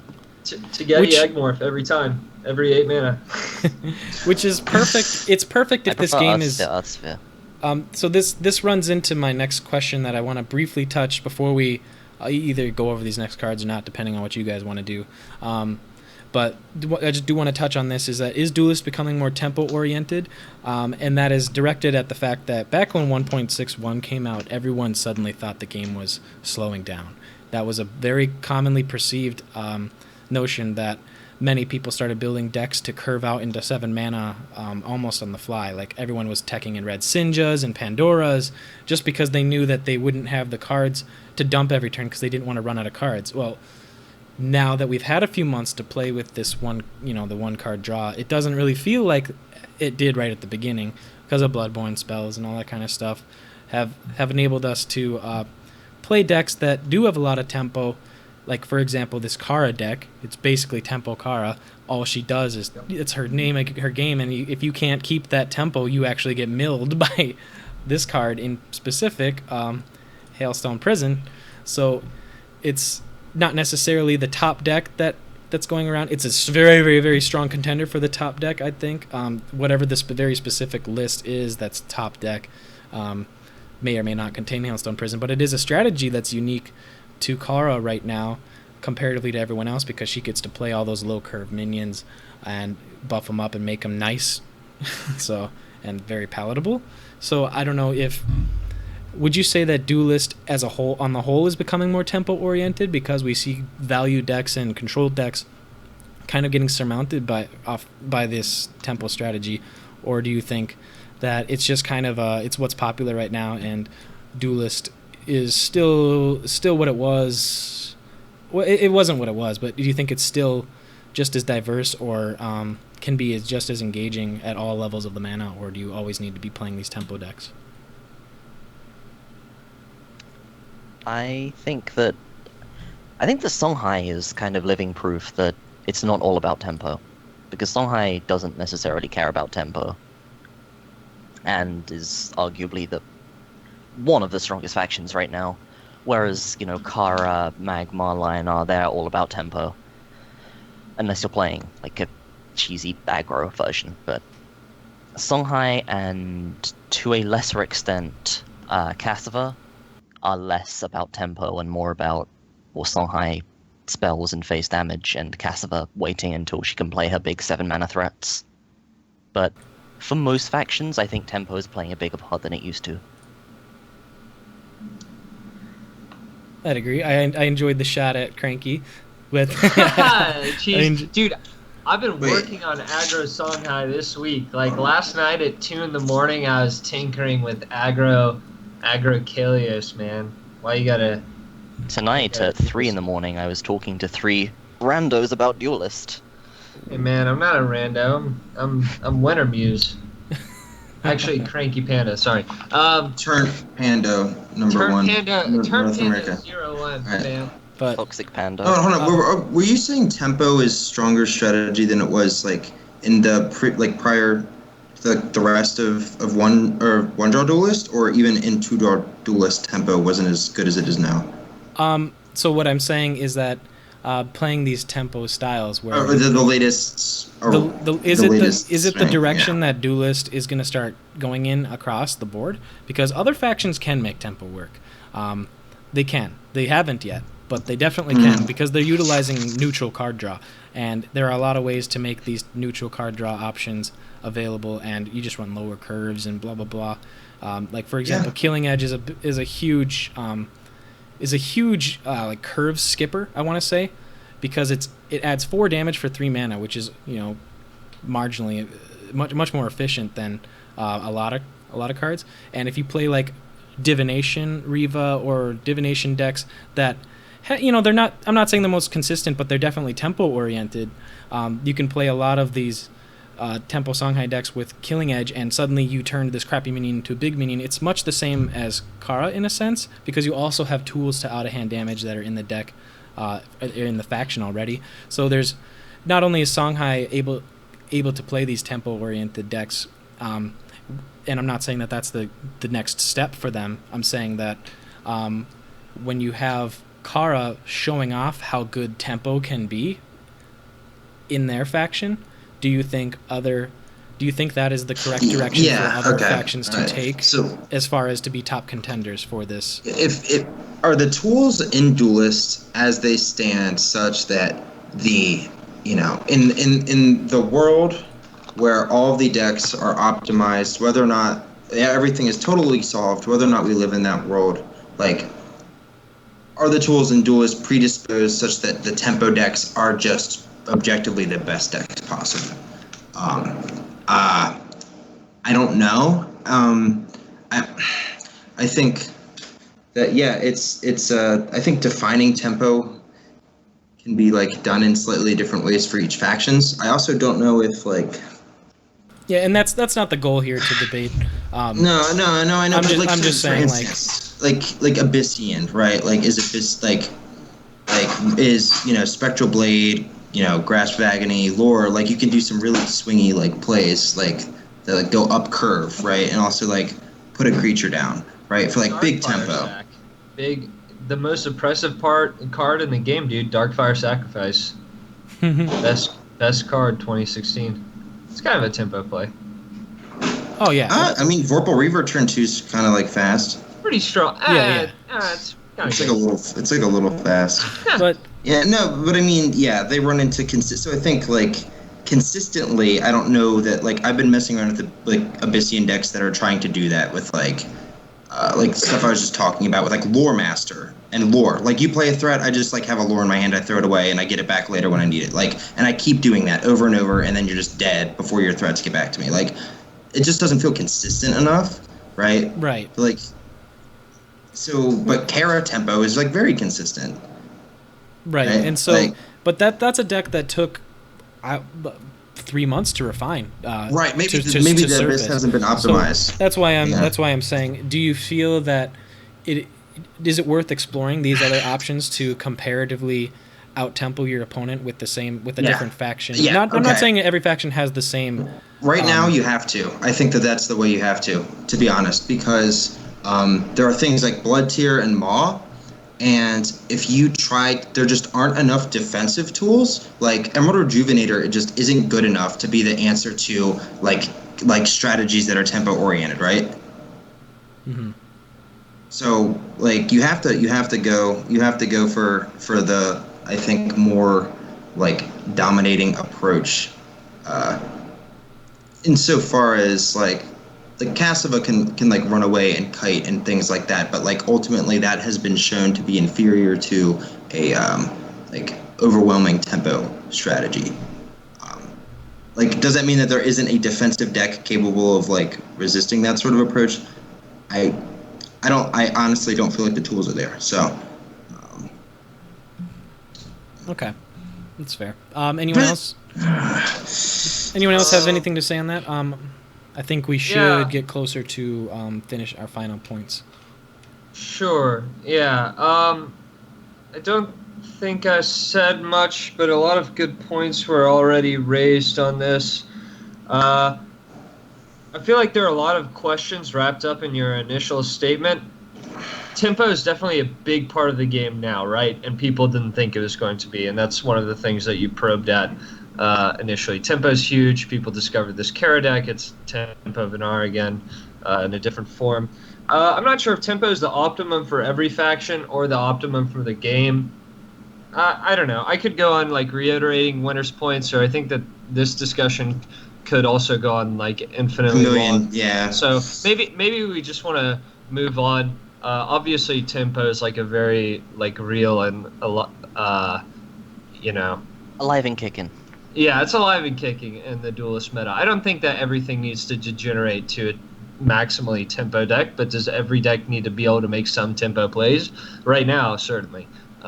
Okay, but that's it. And that's good enough for the purpose of that discussion. I think is that people should be aware that if they are not ready to anticipate their opponent playing a high tempo deck, and for example are playing a lot of 4-drops, a lot of 5-drops, and just the bare minimum of 2-drops to get by, and then a couple answers up here and there, and they're not ready to just like deal with like not necessarily swarm, but a lot of swingy turns, and like one card can't answer at all. You can't just play a Dancing Blades and make 3 minions go away. So people should be aware that there are ways to stop this, and like Winner said, Grasp of Agony is a nice upswing. A lot of damage, a lot of resource, a lot of efficiency in a card such as that. So people should be aware that those options are available to them when they are deck building. Is that something we can agree to? Absolutely. If you're using lore, try out Grasp and see how many Karas get just dumpstered by it. Yeah. So, with that said, do you guys have time to go over the cards, or we think we already hit on Hailstone Prison? Yeah, we can rapid fire. We can do it. Okay. Yeah. All right. So recently, and one of these cards has been on everyone's, top hated list for a long time, and I'm not even sold on why it should be. But there was actually a poll on the forums that I'd like to reference. It was made by Carsticles, I think. Yeah. Okay. Nice. And it asked what everyone's most hated card is. Now, I hate questions like that. What do you hate the most? It's like, really? Very productive. Very productive and what positive. It does tell that... well, in fairness, it was which of them is in the greatest need of a rework or nerf. Which is basically which one you hate the most, but he wasn't so... When he posted it in Discord, I think that was the message that was tailored to it. So that's what I got out of it. I didn't even read the question when I clicked it. But it had a very finite list, but I want to talk about this card not only because, hey, I haven't done a Metacast and my card came out, but also I want to talk about this card because at the beginning of this month, before this card was released, when it was just revealed, this card had like 500 different threads on the Reddit. I'm exaggerating, and they all had like 50 plus upvotes of how much this card is bad for the game and how much they hate it. And then this vote came out, and I don't know if anyone has a link to it right now. They can put it in chat, but it only had one vote. One vote. It has 2 now. There was 120 some votes in this poll, and only 1, now maybe 2 votes for this card to be changed. Grincher, what the hell happened? Yeah. What happened, Twitch chat? Why do you guys hate this card but you won't vote for it? I don't. Who voted for it, chat? Who's still voting for this card, man? So it was me. I think it needs to be changed. Wow. It's I'm just like mad that I don't have a card. I'm sorry. What I really want to know is what happened between July 1st and now that people have no longer up and down the block about how this card is bad. It's bad for Duelyst. It's Hearthstone all over again, and yet no one is willing to say, I think this card needs to be changed. What happened? And I feel like it's a very strong. It's a polarizing issue. Yeah. It's a polarizing issue where people they let their mind run away with them, right? They think of only the good situations for their opponent and always the bad for themselves. And then when they actually play the card, they find that the median is more of what is in line. Like your opponent plays a Horn of the Forsaken 6 games out of 10, and the other 2 they play an Arclight, and the other ones they get a Staffy Akir, and then one game they got a Cyclone Mask. So it's like, how do you justify as a community the hate for a card that introduces RNG to the game, and then kind of like change your mind about it? I guess it's very pitchforky. Do you think it's a mob mentality?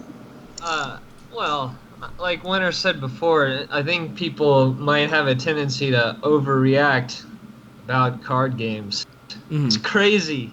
It's a crazy thought. No, it's 100% true. We have a very small community comparatively to a lot of these other card games. People can say a card. There's actually something Simon said earlier that kind of scared me. He's like, he equated what do you hate the most and what needs to be nerfed or reworked. I might hate a card, and I might God, that card pisses me off, but that does not mean that card is broken. It means that I'm like psychologically just triggered by that card. You know what I mean? So like when people equate that, healing cards. I said it was I said there was a difference. I didn't equate. Oh, okay. I'm sorry. Okay. Well, every Earthsphere you play, Cranky dies inside a little more. No, but it's like Mechazor. I don't know if it needs to be broken, but it just makes me so mad. Like I hate it. I hate you, Cranky. Like, no, I mean, but like so Grinch. Yeah, like on average, Grincher is good. It's not necessarily an argument of is this card good. It's more about a question of what happened to the Pitchfork nation, the mob that was out for blood when this card was introduced. Where did they all go, And I think no one here can really answer that except for just basic people like to jump on bandwagons and jump off them when it suits them. Or they try to think about reworking it and they're like, actually, I can't really make that weaker because designing cards is hard. I don't know. Like, you know what I mean? Mm-hmm. Maybe they couldn't think of it better. Everyone in Discord chat is a professional card game designer. Oh, of course. That's true. We have 100 Eric Langs down there. Of experience. Every single person, dude. I'm not gonna say any names because they're all professional game designers. I don't need to. You just log on and go to like anyone. All right, let's jump off that. I don't want anyone getting hurt feelings over this or feeling like they were misrepresented. So let's avoid any sort of. Yeah, it's a crazy phenomenon, right? Why did no one? Only one? That's really weird. You must have paid them to make this an issue. It's true. You guys Grinch hired all the pollers. But I just wanted to bring this up as this was a card that at one time everyone thought this was game breaking. It was what did they call it? Unstable Harvest Golem or something like that, or unstable portal / some sort of I don't know what they called it. The Shredder, unstable Shredder or something like that. Yeah, is what they called it. I don't know, but. Think about it, But the other card that on the other end of the spectrum that won this poll, I believe, if I'm not mistaken, is Reaper of the Nine Moons. It's like the same issue probably with Grincher. Well, the Reaper, difference, and then yeah, Divine Bond, and then Kara. Reaper, Divine Bond. Kara, the most hated card. Okay, Carstickles. All right, guys, talk about Reaper. I want to hear your thoughts. So apparently this is my favorite card in the game, and every time I Oh play my it, God, it brings bro. me so much Not joy as a this, streamer. please stop. No. There's some dank pasta going around that says that, but at the time I'd probably played less than 200 Abyssian games. When that Esports pasta feels came out. good. None of you can deny that esports It feels does amazing. feel good. It feels really, really good. I think I just played this the other day and got an Ironcliff out of it or it something. feels so good. And you're just like, oh yes. And when you're streaming and chat blows up, it's the best. But No one can deny that. that's a very different topic for a card like this when you think about the game balance side of it. And I want to illustrate a point that Zelda made. Zelda is a Gauntlet streamer, and he's also written guides on Mana Glow. He's written. He's got the tier list on the Reddit. Very, very well known. Good stuff. Accomplished. Yeah. He just got to S rank this month with Cassava, and he did it in 52 games with a deck list that he said he didn't want to run Reaper the 9 Winds because he couldn't craft it, and he doesn't think that it was even worth crafting because it has no impact on the board immediately. And I don't know if anyone has that Reddit thread. I've made lists that did well without Reaper in it. Yeah, you definitely don't need it. If that's the point. I think people just hate the fact that there exists a card that their opponent can play that steals their minion. Is that just it? For me, Or don't like losing to a dice roll. yeah. So my point goes more back to signal to noise and more to Sybin's comment. I don't hate all RNG cards. I think that there is that like instinct for players in this game. A lot of them, like myself, came from Hearthstone. I was very tired of Hearthstone. I didn't like the meta, a lot of the effects, a lot of the power plays. They were very boring. And people have this like knee-jerk reaction. They see RNG and they hate it, and that's why they hated Grinchers as a card. Like they saw it and they're like, "Oh no, it's random. It has mana cheat. It comes before 6 mana. The game's over. We Hearthstone boys." And I actually disagree with that. I think healthy RNG can be good. I like Elkion as a card. I think it's it's a +2, which is awesome. Neutral. The game needed more draw cards. It comes out on 4 instead of 3. But I think the issue that I have with Grinchers is back to signal to noise. I think that the effect is too swingy. That sometimes it like really divorces the outcome of the game to the decisions made by each player, and that's when it takes your Azir. That's when it takes your Ironcliff. It gets like a stupid amount of value. And even if Elkion spawns something good or Grinchers, you still have to play it from hand. It's not going to so dramatically alter the board state in the way that Reaper does, and that's my primarily complaint with that RNG card in particular. I think a lot of people share that, but the first bit was just to illustrate that I don't think there should be such a broad condemnation of RNG in general, because that's what caused the overreaction to Grinchers. But yeah, that's my 2 cents. All right, fair. Winner or siblings? Siblings, you can go first. Okay. So, I especially don't like this card because Magmar, if you cannot reach something, you cannot kill it, usually. Looking forward to Lava Lamp coming out. But this card is flying, so it can be played in the corner. You cannot reach it. Then it just comes in, runs into something, kills it, and then steals your War Beast, and then that kills everything else. Then you say, well played, and you concede. And I don't like that. And I think it's just a fundamental design flaw with it. There should be... I don't think stat nerfs really address the real problem with it. I'd be fine with even buffing the stats as long as the effect was changed. This card just triggers me. Super duper. Super duper a lot, much, very, always, all the time. Okay. What about flying? Could you take flying away from it? Yeah, that would be nice as well. Yeah. Like, the effect wouldn't even be nearly as bad if it couldn't fly. Yeah. It would almost be like a crappy card. I mean, you That'd could be make the fine. stats more. I mean, But- is the effect... So, the effect is definitely the biggest triggering part of this card. Yeah. But then when you take out the flying, is the effect worth the payoff? Not to the player, but to the opponent, sure. It's a very... there was a... The effect costs 4 mana. I mean, it's very easy. Might So, do. as a Magmar player, Reaper is one of the best cards in the game against your faction. Just hands down, right? Like, even when Abyssian sucked, Reaper of the Nine Moons stomped Magmar.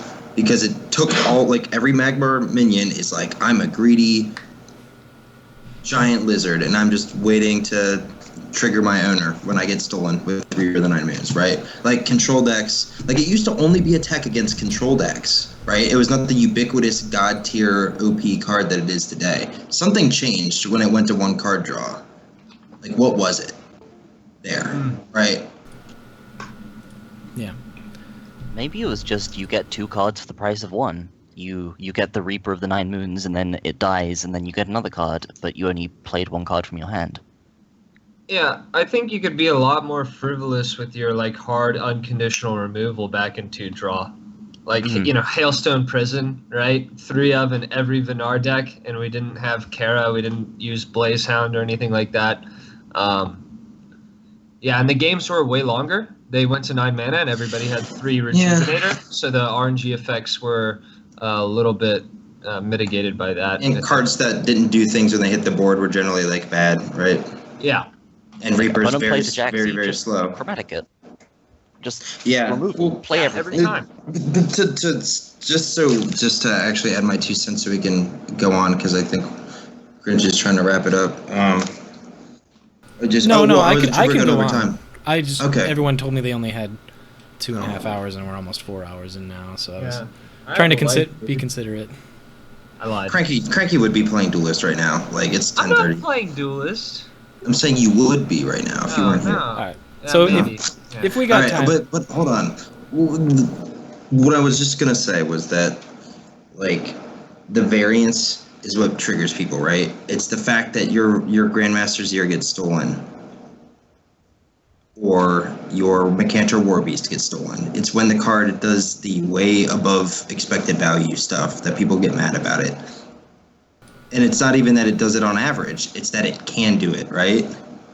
Yeah. It's the same reason people hate Grinchers. They don't hate Grincher because, like, on average you get Arclight. They hate it because that one time it got somebody Arclight and they lost to it. And they don't think that that's fair and it shouldn't be in the game. There's an argument that both of these elements are true to not only Duelyst but other card games. What I mean to say is that these effects shouldn't exist in Duelyst because of what people perceive Duelyst to be, when in actuality there's actually been a lot of cards that have introduced RNG into this game. And Bladem actually had a very nice post, three segmented post on the Reddit. I suggest you check it out if you were interested in game design perspectives at all. He quoted a lot of the lead designer from Magic the Gathering, and it was very well thought out and well formatted, and left a lot to be left you with a lot of thoughts in your mind about what we should be wanting in Duelyst and what we shouldn't be wanting in Duelyst, and whether or not these cards should be balanced based off their effect or their stats is irrelevant, due to the fact that the emotional experience when playing against cards like these is what ultimately decides if people like the card or not, and that is directly correlated to what this card can pull out of your deck in a lot of situations. So if you're playing a greedy deck, you get punished by this, by pulling a big card. You're obviously going to feel cheated. You're going to feel like, well, that card shouldn't even be in the game because I couldn't do anything about it, and they stole my biggest minion, and that's my only paddle or whatever it is that I pulled, that I worked hard to put in my deck, and then they go and rant about it because it was unfair. And it felt bad. And I mean, if you play aggro and they play Reaper, you're like, enjoy that flame blood. What are you doing with that 5/3 for 5, nerd? You're about to get crushed. Like, you know what I mean? Like, already over at that point. If they play Reaper, they 5 mana? lose. They just lose instantly. Yeah, like, they're not dead on you're 6. You're taking 15 next turn. Like, shut up with that Reaper nonsense. Yes, so that's the thing. Like, but so I think, like, this is a game, believe it or not. Like, as competitive people or people who whatever, like, it's meant to make us have fun. And, like, esports is fun, and like if more people have fun esporting than like people who are like upset because Reaper stole the Grandmaster Zero, then like maybe Reaper is okay. I don't know. Yeah, it's definitely one of the most esportal cards in the game, but it's also one of the most balanced cards in as far as when you can play this card. I think it's relative to the decks that it's put in though, and I think as more cards come out that are able to deal with this, I feel that more like people aspect of the Fox, like great 5-mana play, dude. So yeah. like, and that's exactly the point that Zelda was making, that the tempo loss that you could experience almost outweighs the fact that you played a 5/3 for 5 in almost every situation. Like he said in his Vanar matchup, he would never play that card ever. Like he would just cycle. Oh yeah. Because against Vanar, it's so bad. I never played against Vanar. Yeah. So there's a whole argument to the actual viability of this card, and then there's a whole another argument to the crazy games won by this card. Like I had a game one time way back in December where I played 3 Reaper of the Nine Moons and I got all 3 of this poor guy's Macanters, and that's so good. And I can imagine how bad he felt. You know what I mean? Like that had to feel like, and he didn't concede. He stuck it out. Like wow. He could have been laughing. Maybe he was like a good sport and was like, okay, that's actually kind of hilarious. But either way, it sucks. Either way, it sucks. So this card could, it to some extent, it's both unfair and I couldn't do anything, but I feel like there are just too many variances on what it could pull out. Because I actually played it in a tournament. When did I play it? I played it in a tournament a couple weeks ago, and people cast my games and they watched it pull a Blood Tier Alchemist, and then it pulled a Repulsor Beast, and and everyone was like feeling bad for my bad RNG in chat, and I'm like, well, I knew that could happen. You know, it's like it sucked, but I wasn't like pissed off because this card is unfair because my opponent always gets this and I never get this. But it's like I chose to put this card in my deck, and I weighed the risks of it happening, and that's part of why this card is balanced tonight. Yeah, no, you're totally right. Like, if Reaper was a card that was good against aggro, it would be completely broken, but it's not. Like, if you play it against Vanar, in general, you may as well concede, like, to some extent, right? Like, you spend 5 mana to get, like, a Healing Mystic from Kara. Hey, man, Crazed plays this game, too. You know, Crazed is out there with his 6/5 drop, Pandora Vanar. But I guess if you're not playing him, then you don't cycle your Reapers against Crazed, boys and girls. Yeah, Crazed plays boys and girls, not Pandora. But in a slow meta, in a greedy meta, this card will make people cry. Which meta won't always be slow. But is it a healthy card to have? Like, maybe not. I don't know. So maybe sometimes it doesn't matter. I feel like we've been discussing a lot of like when Reaper doesn't negatively impact the game. Which I guess is nice that it's not like the most perfect card ever. But is it a healthy card? Does it really restrict greedy decks? Do you not want to play a greedy deck because, then you could see a meta emerging of Abyssians all running Reapers and they sort of get unfairly rewarded for playing this card? I don't know. Is it worth it to have it in the game? I think what we've basically arrived at here is that there are like more nuances to it on either side, I think, is what people have kind of been saying, right? There's more of a case for it than maybe the public duelers give it credit for, but I don't know. It's definitely volatile. The effect's volatile, so people's feelings about it will always be volatile. It's like Divine Bond. Is it any more like other card on the list, right? Is it more fair than Divine Bond? Or less fair? Divine Bond, Divine Bond feels like there's a lot of, I don't know if we want to go into a Divine Bond discussion, but I'll just kind of gloss over that. Divine Bond feels like it kind of defines line art in a lot of ways. Most general line art. Line art is Holy Immolation and Divine Bond. And that's kind of... Yeah. It's kind of like if that's what you're about, it feels rewarding, right? Like you double Divine Bond. It feels good when you do it. No one can. It feels good, and it's very gratifying. And when it happens to you, it's like freaking Lionheart player, always Iron Cliff on 5, then follow up with double Divine Bond, and you just go and make a crap post on Reddit and, cry to your friends in Discord. But to me, the card itself is very play-aroundable in some cases. And that's what I like about Divine Bond. I'm not saying I actually like Divine Bond, but I do have. There are qualities of it. Grinch likes Divine Bond confirmed. Reddit. What I like about Divine Bond is I can play around it. If you want a toxic card that you can't really play around a whole lot, Deathfire Crescendo / Soul Grimoire. Like, you can't really. These cards right there, they're the most nasty cards in Duelyst as far as I'm concerned. Soul Grimoire and less so because it involves the general, but it's definitely, these are like, when we, and I don't want to reference this too heavily, but like, for example, when we had the players from Hearthstone interviewed on the Grandmasters, they immediately pointed that card out as if they could. Yeah, they hated that card. If I could run 6 of this card, I would, just because it's the best card in the game practically. I had when Mechmar was a good deck, I had a game against Scientist where I got a turn 3 Mechazor. I got Scientist down to maybe 12 HP. No, less, like below 10 HP. It was turn 5. He just ticked over to 6 mana. His board was nothing but maybe like 4 or 5 Wraithlings. I had like Shaft. That's a lot. I had everything. That's a lot of Wraithlings, dude. Yeah. But that's a lot. Yeah, he just killed me. He just played. I think he played double Grimoire. And he just killed me. There were 8 minions on the table, and he killed me with a swarm deck. Well, he had 4. Like, he had 4 right. Yeah. I'm just teasing. I'm just teasing you, dude.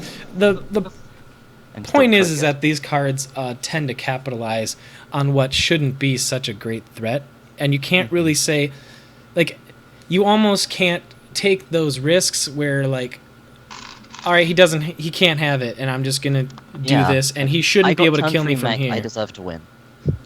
Well, always. No. You deserve to go to hell for that. Is what. The point I was trying to make is that these cards are so good for their cost and value that there's literally no way to counter them outside of extremely hard removal.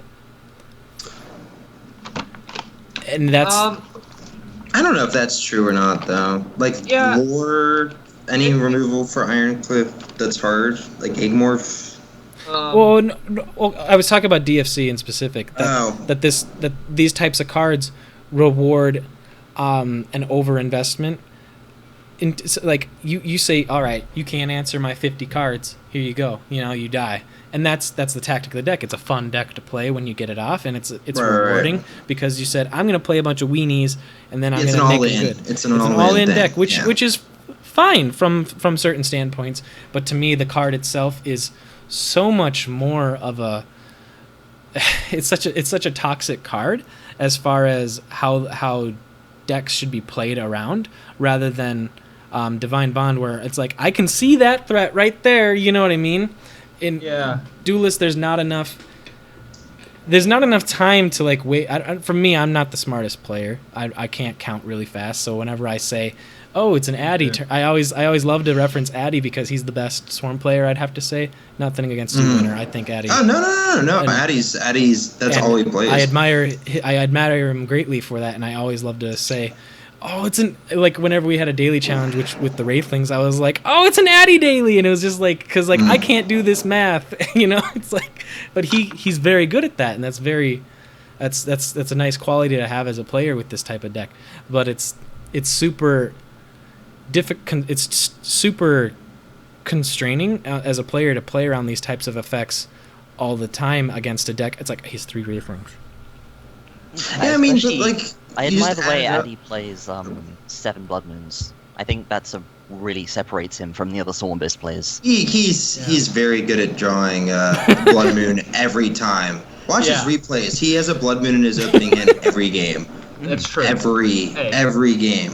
I've played the most games as Vinar against Addy here, so I have the most right to be triggered by him. I have all of his alts on my friend list, and I got so salty. I was like, dude, like, I'm gonna sit here and wait for you to queue. Like, we can't play each other again. And he understands, we're friendly, but Yeah, I understand DFC as being like a similar card to Divine Bond, almost like a little bit better because there's the positional aspect. You can run away. It's very complex, like positioning for that stuff. Yeah, Like- I before Winter starts foaming at the mouth, right? We gotta defend DFC a little bit. No, I think that there's a little bit of a point there where like the provoke you can't get away from.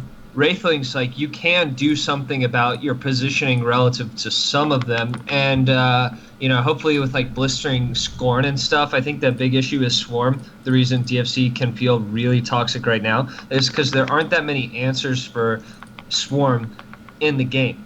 Not every faction has it. They're not as common as single target removal because single target removal doubles as face damage half of the time, and it's just like this malleable, like splashable, playable mechanic. But you don't have that for Swarm. Maybe if we see more of that, then those cards will feel less bad. But yeah, double DFC, like sometimes you feel like you don't deserve to lose that game, but they just wrecked you with their 4 Wraithlings converting it into 14 damage or whatever. Each Wraithling's 5 damage with double DFC. Just no, dude, I can't. I'm not an Abyssian player. Exactly. On 5 mana, they can Soul Shatter Pact Grimoire or Soul Shatter Pact DFC. Each Wraithling's 5 damage. Just remember that.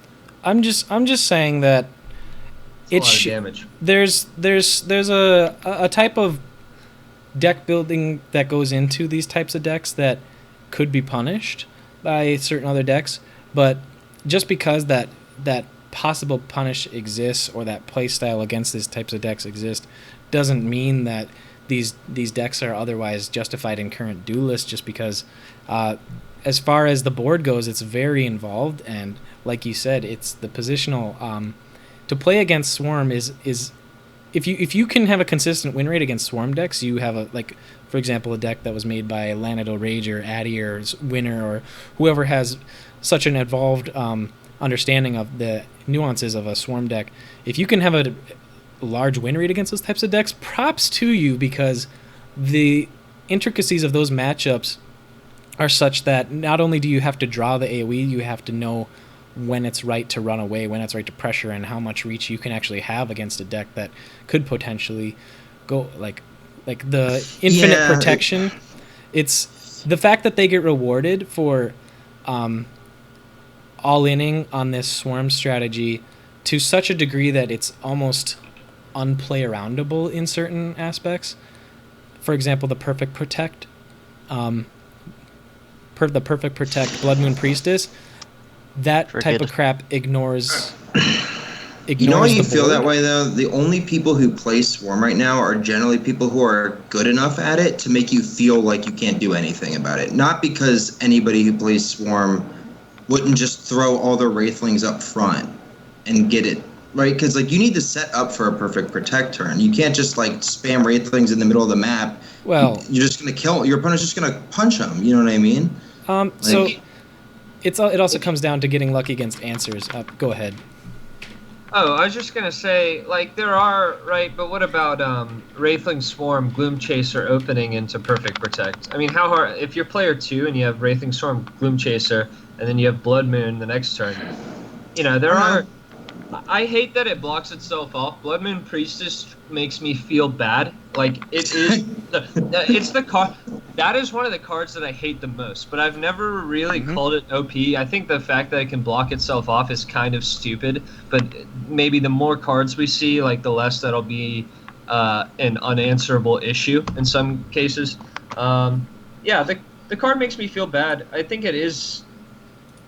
I don't know where I was going with that, other than that there is some instant gratification there, cashing in your Wraithlings for Perfect Protected Blood Moon because you just play it against the wall, and the condition that needs to be met to fulfill that next board state is not so impossible. You have the BBS now too. I mean, there are definitely avenues to it. Yeah, I guess I understand. You guys are saying when you're playing against Swarm, it's every turn you're well, this board is about to somehow turn into me being dead next turn. Which is exactly... That's it. That's the biggest problem with this card. The pressure is that the entire, it's not like one iron cliff. It's like the entire game is like, well, I am about to die next Exactly. Is that what Which it is is? Okay. that's Is the that what biggest it is? problem. Okay. Like, so we talked about Yeah. cards that come out on turn 3 or 4 or whatever that can instantly win the game. Blood Moon. Why was Taygeti that? But no, this is definitely one of those cards that gets away with that very silly strategy, and you're like, darn, I got blown out because I didn't have AoE because I'm playing. Do you remember when that was the worst, like, 4-drop in the entire game, Blood Moon, a few months ago? It used to be, like, literally garbage. Remember when Swarm was garbage and Blood Moon was garbage? And No, actually. no? Oh, I When don't remember Magmar and Lionheart, no? Swarm was good when Magmar had 4-mana Plasma Swarm, and That was more than half a year ago. that's That was a few 6 months ago. That's true. That was the Never beginning of mind. January. I guess for me that's more like of a Swarm funny just took thing. a while to kick off Yeah, after that. right. Playing Abyssinian the whole time, it's right. Started. That's what I'm saying. Yeah, for me maybe that's like more of a thing, I guess, because I was playing Abyss the whole time. Anyway, yeah, no, it just was funny to hear people saying Blood Moon is the most OP 4-drop in the game. Well, a lot has changed. Lilith's all grown up, dude. You know, it's Yeah, time to move on. Abyssinian has She's the a best Winx mode faction. now. Remember She's when a It Winx Feels mode. Abyss Man was an emote back in 2015? Yeah. Remember when that came out in December and people? Oh wait, that was literally 8 months ago. Let's talk about Feels Duelyst. Abyss Man in 2016. It feels like yesterday though. Tampa. But I guess the point isn't that this card is overpowered. It's that comparatively, It's the feeling. Yeah. comparatively, it's toxic for almost at every stage in the game. This card is toxic, and this goes back to that discussion early on. Is that from turn, like, let's say you skip turn 1, right? And like Wraithling Swarm, Gloom Chaser, you're just like, Rip. rip. I'm playing a minion-based Songhai deck, and I don't have Ghost Lightning. Suddenly, now it's like I'm punished for this matchup just because the fact that they can make a 20/20 on turn 3 or whatever it is. It's like, why do people have to be punished for not thinking about Swarm? Like, Blisting Scorn's coming out, so like now people have no excuse, right, at all. Nobody has any excuse to not deal with a bunch of 1/1s.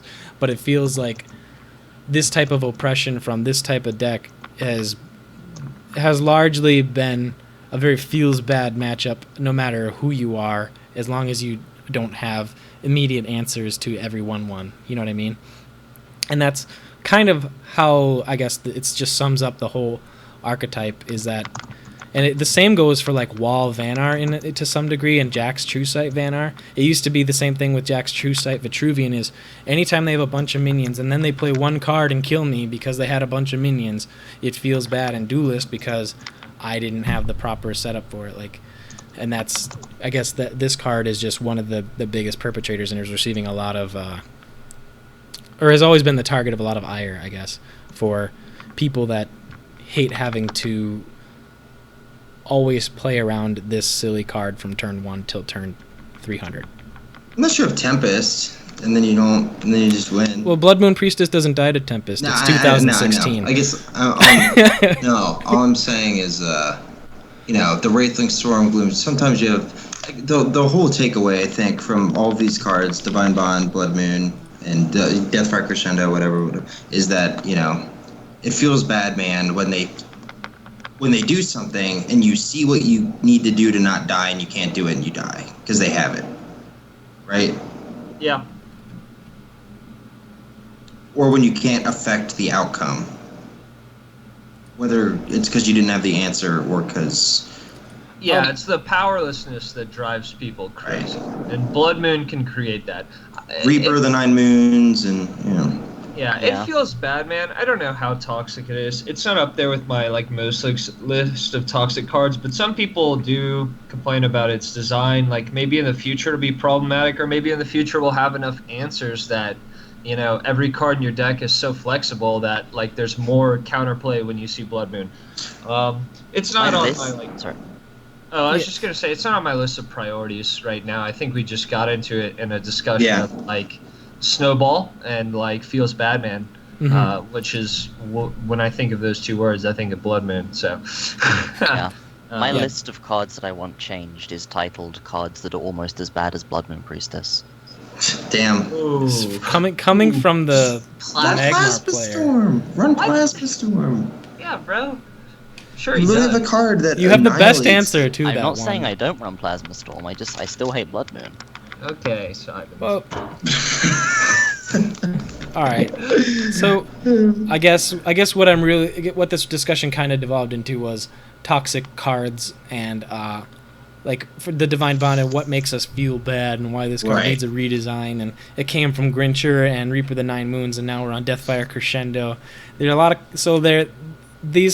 it feels like most of these cards are actually just the Abyssian faction. So if we just delete them from the game, I think Yeah. we'll be okay. Okay. I can't think of anyone that would object to that. No. No, Me and nobody Addy, here. will be upset. We'll miss you, dearly. all those Shadow Nova players, blah blah blah blah blah. But no, it's no. What this generally comes down to is it's not just the Abyssian cards. There's actually a lot of cards across the board that people have somewhat of a problem with, and it's not necessary that they get reworked. It's just more necessary that people understand why they have a problem with them, I think. And that may just be how you should be approaching Duelyst. It's like, I have a problem with this card because why do I always die to 3 Wraithlings and DFC? You know, it's like, well, let's take a stand back and look at the decisions that led to you losing to that card. Was it because you punched the wrong thing?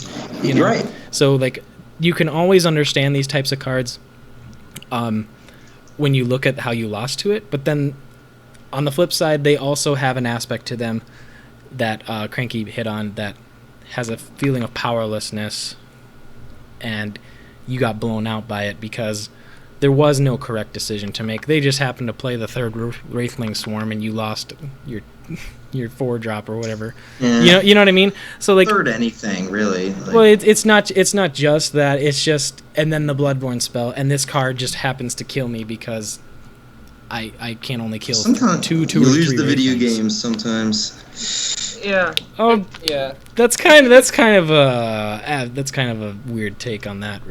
I'd say. Here's my question. When do strong cards not make your opponent feel bad? Never. So There's quite a few strong cards though revolving around Deathfire Crescendo. no, I just mean in general. How can cards be really strong without making the opponent be unhappy because they lost? You know what I mean? Also, Or 'cause- Loremaster. I think what Winter meant by sometimes you lose the video game is that, like, if you have strong cards in a game, sometimes those cards are going to line up and you're just going to get wrecked, and there's nothing you can do about it, and it doesn't make those cards bad in the game. It doesn't mean that those cards have a bad place. But I like where Grinch was going to, like, with accountability. I mean, I think that game designers are, even if they don't always make the decision that we want to see from them, I think they are keen on all the issues, like, felt or experienced by people in the community. I do like to encourage this idea of accountability. Like, don't always blame the game. You know, people blame the game for Cass, and then Kara came about. You know, always, like, hold yourself accountable, because you're not a developer. You can't change the cards yet. You have to wait till the end of the month. So if you're gonna play, you know, look inwards to, like, find the answers in your own deck building or, like, decision making or whatever. That's the only way to become a good player. You're not gonna become a good player complaining about things you can't control. So Exactly. that's like my ending statement. I mean, yeah, I don't want to, like, rant on it too much. I just think it's an important note to put in there. I'm glad you brought it up, Grinch, like, because we complained about, or not complained, but we talked about, like, the toxicity of certain cards. But I think that other point needs to be, like, stressed in parallel equally as much. It's just like, if something sucks, like, go out and innovate and do what you can with the cards. Exactly. If you want to get a better player too, don't blame the card. Look at what you did wrong. And I think that's a very good way to close out that segment. there. Thank you guys for coming out. This is gonna be the closing thoughts for the video. If you guys want to stick around for the Q&A, you can. Otherwise you're free to go. This has gone on for 4 hours. If anyone wants to hang out, feel free. I'll stick around. And I'm going to take some questions from chat, and you guys are welcome to help me with that if you want, and they can direct Cranky, questions to chat you. wants to ask you questions, probably. And Sibbins, too. Oh, jeez. It's 4 a.m. Come on. I'm just Oh, wow. no. They're free to go if they need to go. So Like if there's a cranky question, chat can ask it now, and I'm gonna Yeah. go soon. Same Same with Sibbins. It's 4 I'll a.m. answer for any him, so cranky question. yeah, ask any cranky or Simon question, and then I'll leave you guys alone, and you can have Grinch and Winter all to yourself. But cranky, how did you get so hot? Genetics and a ton of plastic surgery. So yeah, off-topic questions are fine. Oh wow, question for cranky. Is it the flame blood? It is. That's it. I rub flame bloods all over my body during every shower. No, I wouldn't. do you mind if I'm going to close out the video real quick for YouTube? So thank you guys for coming out. Gonna just, if you guys want to find Sibbones, he's got a Twitter. It's Sibbone with like 3 Z's or something. Or you can find him on Discord at Sibbone with no Z. Wintermute, you got a place people can find you? Yeah, Neuromancer_ER Okay. is the Twitter. And That's the Twitch memorable. tag is the same name that's right there. Same with Yep. So thank you guys all for coming out. We're now going to close off the video segment and see you bye. Okay. I just need that so I can cut it somewhere. Anyways, go on, Cranky. Answer chat. Oh, close out the. Oh, you needed to close out the recording. I Yeah, was yeah, totally yeah. Used there for a bit. I've never Oh. twitched before. I was like, oh no, did I talk too much? Does he need to end the No, end no, the no. conference? Yeah.